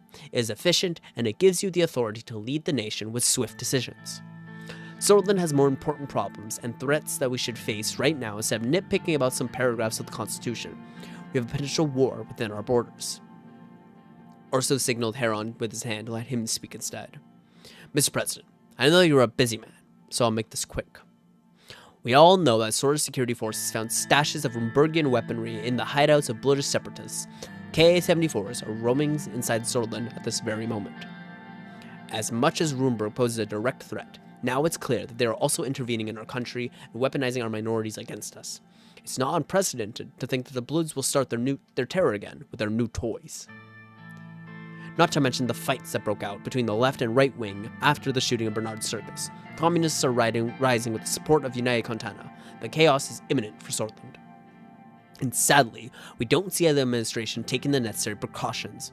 You said you will not focus on the military during your term. Under current circumstances, that cannot be tolerated at any cost.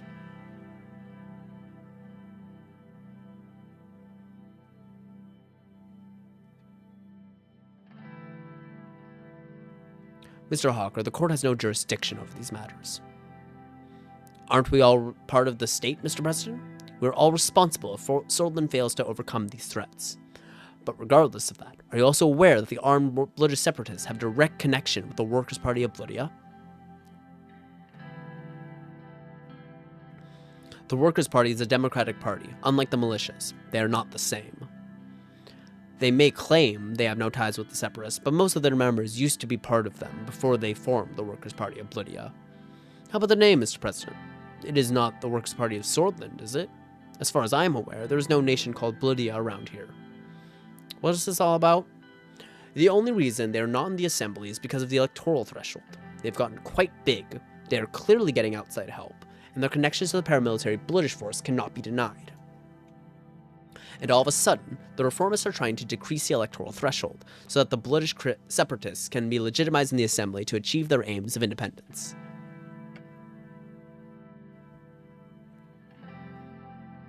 I'll entertain him a little bit. You think that's Mr. Richter's intention? I suspect his intentions are grander. But I wish the only issues were the Bloodish terrorists and Rumburg. The reformists suggested changes that would also bring the communists, who are backed by United Contana, into the Assembly. Do you see a pattern yet? You're saying the reformists are working for the foreign powers? Haven't you been briefed by a security team? Maybe you should suspect them as well. We should take the necessary measures against communist and Bloodish plots, as well as increasing our military budget against a possible conflict with Rumburg. And of course, not fall into the traps of the reformists by listening to their demands. They are clearly plotting to weaken the president and our whole administration in order to exploit the situation. Which brings us to some very important information that we have. It's something that you need to hear, and it can change absolutely everything. With all due respect, Mr. President, I think this is getting slightly ridiculous.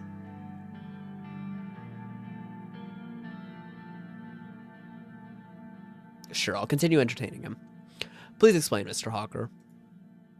The person in question is Mr. Franz Richter himself, the leader of the reformists. We have enough information to infer that he has ties with Arcasia. Arcasia is aggressively growing their influence around the world, and now we have Mr. Richter coming up with these ridiculous demands for a new constitution amidst a chaotic period in Sordland. All of the pieces seem to fit perfectly. This is why the Supreme Court will be doing what it takes to stop these reforms and preserve the constitution.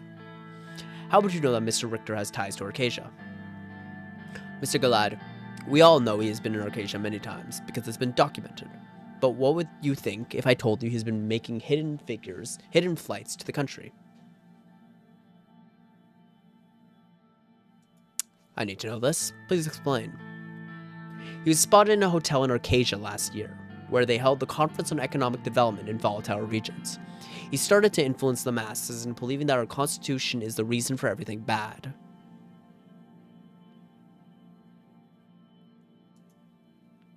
His trip was not documented, nor was he an official guest of that conference. We believe he had a meeting with President Walker behind closed doors. I also have more photos of him that were taken in Arcasia in different cities. One is from a couple months back. Again, none of it is documented. He also attended another event in Lesbia last week. The Arcasian Minister of Foreign Affairs was there too. How can any of these be undocumented? We don't know. Even if he used a private plane, we would be able to get the information of his flights. That means he has people helping him from the inside. Many Solists were already following these leads for quite some time, Mr. President. I cannot give away their identities, but I can give you the evidence. He handed me a small file. It contained the official documents from the Sordish border guard, which highlighted dates that showed no trace of Franz Richter's name. There were clear photos of him that were taken in the conference in Arcasia, as well as remarks by lesbian and Arcasian citizens who claimed to have seen him with Arcasian businessmen around the same dates. There was also an official transcript of one of his speeches, where he claimed to be in Benfi on the dates of the conference, in Arcasia, where he was spotted. Lucian skimmed through the documents with skepticism, which slowly turned into surprise. These seem to be real. Of course they're real, Mr. Galad. These seem to suggest that Arcasia is behind the reformists. Their demands will only benefit Arcasia. They want us to have a weaker administration while we face all these threats. There is clearly a plot against Sordland. I bet Rumburg is part of their plan too. It cannot be a coincidence that they are weaponizing our minorities against us around the same time. Now you understand the reasons for our current stance, and also our suspicions about your advisors, who clearly have not given you this vital information. Lucian gave him a sharp look. We appreciate the information, Mr. Harker, but I advise against jumping to conclusions right away. We still need to check the information. There's not much to think, or check. This is clearly an emergency. In such cases, the Constitution gives the President the right to use his emergency powers. If we work together, you can be sure that the Supreme Court will not block your declaration of emergency. You want me to declare an emergency? Of course. We cannot wait for the processes of the Assembly to take care of these issues. You must exercise your presidential powers for a fast and effective solution. Which means you might need to suspend parts of the Constitution to give more authority to our security forces to deal with all these issues. We must officially investigate Mr. Richter as well. Excuse me. You can devise a strong security decree if you can base it on the Articles 57 and 58, which gives the President the right to suspend parts of the Constitution to deal with national security threats. You can directly bypass the Assembly in such a situation. The only thing you need is the Supreme Court to allow the emergency to be declared. And you have our word on that. Sir, I think this is going a bit too far. We shouldn't escalate things so fast.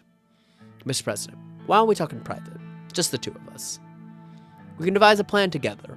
I know how we can use the Constitution to our advantage.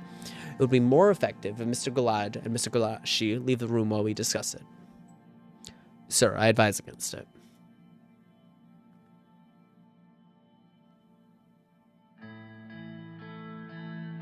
I like your idea, Mr. Hawker, but I'd rather plan it together. Glad to hear that we're on the same page, Mr. President, but I will insist on the private talk.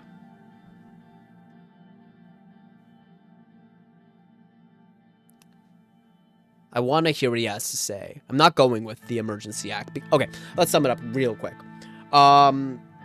What he's talking about is not necessarily completely untrue. Here's the thing. He's very much got a bitter hatred for British. He's very much got a bitter hatred for the communists. He's very much got a bitter hatred for Arcasia. He basically is in a position of, he thinks Sordland first. And he's very thick-skulled as far as what he wants out of it.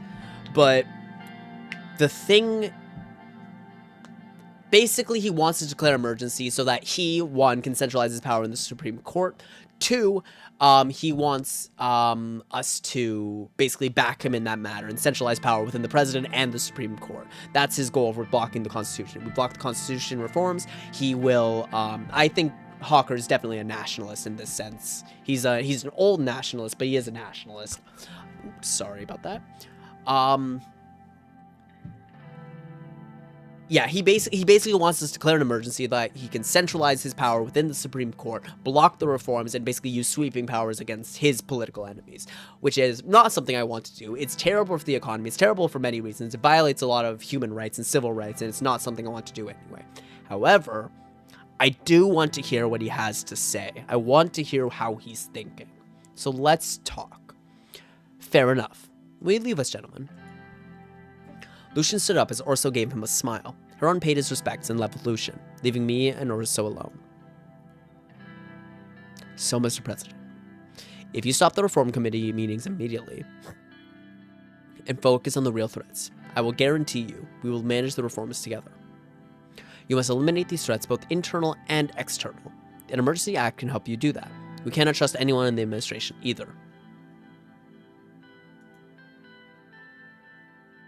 Tell me more about the legal details of an emergency act. According to Article 58, if public security and order are seriously disturbed or endangered within the Republic of Sordland, the President of Sordland may modify or suspend parts of the Constitution, subject to confirmation by the Supreme Court to determine the validity of the declaration of a state of emergency. Which parts of the Constitution can we modify or suspend? This is kind of a gray area. The Constitution states that no state shall, in the case of a national emergency, modify or suspend the rights of freedom defined in Article 100 of the Constitution, unless actually evaded or in such imminent danger as it will not admit of delay.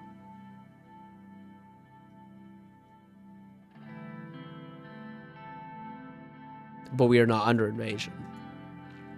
That is correct. However, the section where it states that actually invaded or in such imminent danger as we will not admit of delay can be up to interpretation. We are definitely under such imminent danger because of Rumburg. Not to mention United Contana's support for a communist coup in Sordland, as well as Franz Richter's involvement with Arcasia, which is definitely connected to all these problems. See, here's the thing. Orso is not a stupid man. He's an evil man, but he's not a stupid man. He understands correctly that, yes, there is influence from Arcasia to Richter. Yes, there is support from the communists from United Contana and the Red Youth.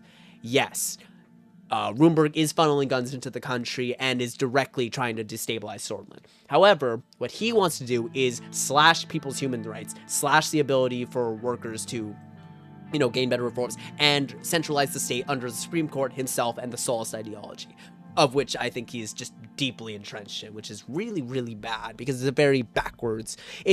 It was necessary for stability at the time, but has far, far outlived its usefulness and has also created a lot of damage to the country because these conservative ideals prevent the country from progressing forward and damages the rights of minorities within the country, which is deeply disturbing. And of course, that is up to the Supreme Court to decide, so that is not a problem. Can't the Assembly simply revoke it? According to the Constitution, only the President and the Grand National Assembly can revoke the emergency after it is declared. That is correct. However, as long as your party is in line, they will never have a majority to revoke it immediately. So no, they cannot simply revoke it. How can we effectively silence the opposition? We may need to increase surveillance on our political rivals to find out about their connections and plots. Bringing unlimited detention will allow you to arrest people as necessary, such as Mr. Richter. What if the investigations cannot find anything incriminating? Here's the thing. I want to ask him probing questions, see how he responds to them. The information that I gave you can be enough. Depending on what parts of the Constitution you'll modify in an emergency. Anything is possible, Mr. President. The Supreme Court will support your decisions.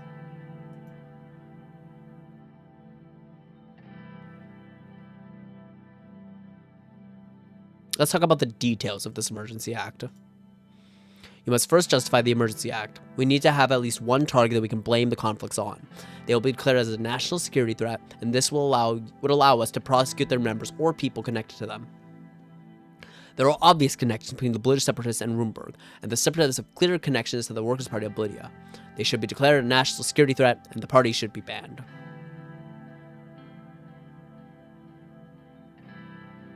There is not enough evidence to connect the separatists with the Workers' Party. Come on, Mr. President. We all know what they stand for.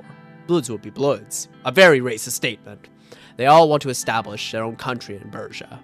But let's not forget about the socialists. Red Youth must also be our target. They're plotting a communist revolution in Sordland, with clear funding from United Contana, and now they took to the streets after the death of Bernard Circus. There are already clashes and protests on the street, which must be dealt with before it gets out of hand. You can also justify an action against the Young Swords. After all, they started this mess with the commies, and they killed a man right near the Maroon Palace. That can be considered a declaration of war against the state itself. I need to think about this. Nationalists hate nationalist group. I mean, yeah, because they have friendly fire. I kind of agree, but here's the thing. He's a traditional Sallist nationalist. The NFP care more about the blood and soil of it. He's more of a, I want to keep my power as a Sallist, which is distinctly different. A true Sallist, yes. I don't think there's much to think, but let's talk about how we can deal with them. We should eliminate the threats on our streets first. The police should have the authority to disperse crowds as necessary. We also have to keep the streets clean from the socialist thugs and British separatists. We should give more authority to the police regarding their use of force. They should be able to stop and frisk as necessary, especially in British neighborhoods. Stop and frisk is a terrible, terrible thing because it doesn't do anything. It's actually not that great of a policy. It doesn't actually find that many guns. It doesn't find that many drugs. It just harasses people. Like, this is like there's studies on this. It's really bad.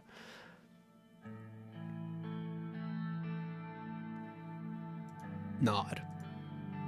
The police will also need permissions for increased surveillance against these organizations. They should be able to search properties without warrants, and wiretapping should be permissible beyond its current limits. See, this is insane. This is deeply, deeply authoritarian. He just wants to get full control over the country through the Supreme Court and through the president. They will also need to be able to act swiftly. If a person is suspected of crimes against national security of Sordland, the police should be able to detain them without trial. We cannot allow them proper trials anyway. I think detention without trial is too much. We are fighting against national security threats here. These are terrorists. We need extreme measures in extreme situations. And there are also the external threats we must face. Rumburg has acted hostile in the past, and now they are arming the Bloods. We must cut all ties with them. They need to be embargoed. Their citizens must barred from entering Sordland. We must erase all their influence in Sordland, weaken their trade, and give them a message. We shouldn't escalate the situation with Rumburg too fast. They're the ones who are spitting on us. They already escalated the situation. And of course, we need to prepare our army in any case. They have a very powerful military, and they seem to have plans on our soil. Then there are the superpowers. Both are influencing our nation to be in their spheres. It seems Arcasia has already bought Mr. Richter, and possibly is behind all of this. And United Contana is funding Swedish communists against our state. We cannot bow down to the superpowers. Sordland must stand tall. We can't go against the superpowers. I know this is a serious issue, but their actions against our country is obvious. We simply cannot allow them to manipulate us.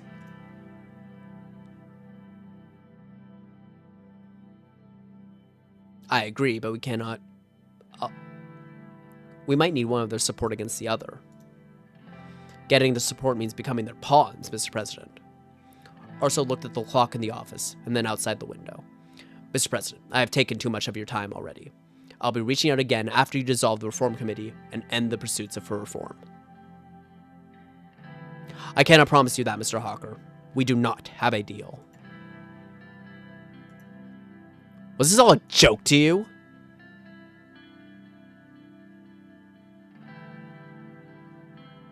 No, Mr. Hawker. I just wanted to learn about your intentions. He looked at me with anger. I see. Good luck with your reforms, Mr. President. You made a big mistake. He quickly got off the couch and moved towards the door. Goodbye, Mr. Hawker. Have a good evening. He left the room. Hawker in Maroon Palace. Historically, Mr. Hawker does not frequent the palace unless for official business, and this was certainly an unplanned visit. Clearly, there must be something he wants out of this. Our speculation is that it has something to do with the reforms. More to come later. Yeah, while I'm not happy about making Mr. Hawker angrier, I already think he was going to be...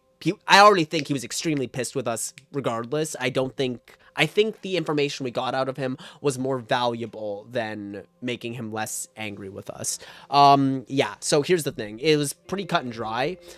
That conversation was very enlightening. He wants to basically put us in a position where we're using the complete control of the state, cutting off everybody, going extremely isolationist, and basically just making life hell for the minorities in this country. Deeply disturbing for a lot of reasons. But that deal was just never an option. Like, we want to reform the country. We want a more stable Sordland. We want to fix the economy. Excuse me. Oh, my back. Going for the Emergency Act is just a non-starter in this situation. We don't get anything from it. But learning about Mr. Hawker's intentions, learning what he does have, and frankly, he did get a few things right about Arcasia possibly funding Richter, Contana possibly funding the communists, and of course, Roomberg, more obviously, funding the British Freedom Front. But the issue with those will not be solved by an emergency act. Those issues will be solved by alleviating the concerns of the communists, alleviating the concerns of the British people within the country, and trying to diplomatically diffuse the situation with Roomberg. I don't think that an emergency act accomplishes any of those. It just escalates tensions very quickly, very aggressively. It doesn't help at all. It's just a really, really terrible idea. So, with all that said, let's take a look at this.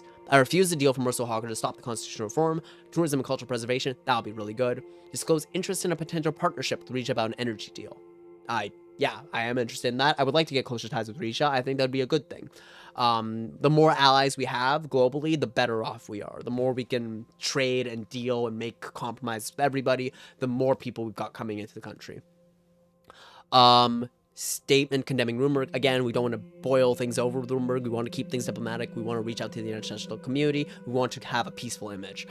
We rejected the backroom deal. Oh, attend the funeral of Bernard Circus. I'm really happy with how that went. We got a really solid unifying message out of it. I think it helped decrease the tensions, and I really think it helped push the country forward. We rejected a backroom mutual assistance deal with Marcel Caranti. The reason I didn't take that is not because the popular support and the media backing isn't valuable. It is. It's extremely valuable, and popular support will be a hard thing to come by in this game and in this run, but the deal makes things harder, and I'm happy to just kind of leave the oligarchs as not happy with me, but not actively against me, while I can deal with the others.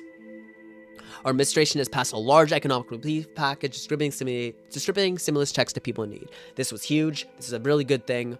Getting a lot of popular support, getting the economy back to running, getting extra support for administration. It was expensive, and the money could have been spent elsewhere. However, I do think it was the best decision long term, even if it means we can't fund as much. The construction contract was awarded to Taurus Holding. I'm really looking forward to that. I think they're going to do a great job. Back in the union is just a huge deal and a huge benefit. And going with Taurus Holding, it was a lot cheaper as well, which means we have more money to spend for future projects. I rejected a bribe from the oligarchs. They wanted me to give the construction contract to Underhall Construction. Same thing with Marcel. Refusing the bribe, hopefully keeping them on good terms with us, but not actively antagonistic towards us. We don't want them in our way. I visited the towns most affected by the political violence to show our president's support. This is just a no-brainer. It was a good thing, and I'm really, really happy we did it.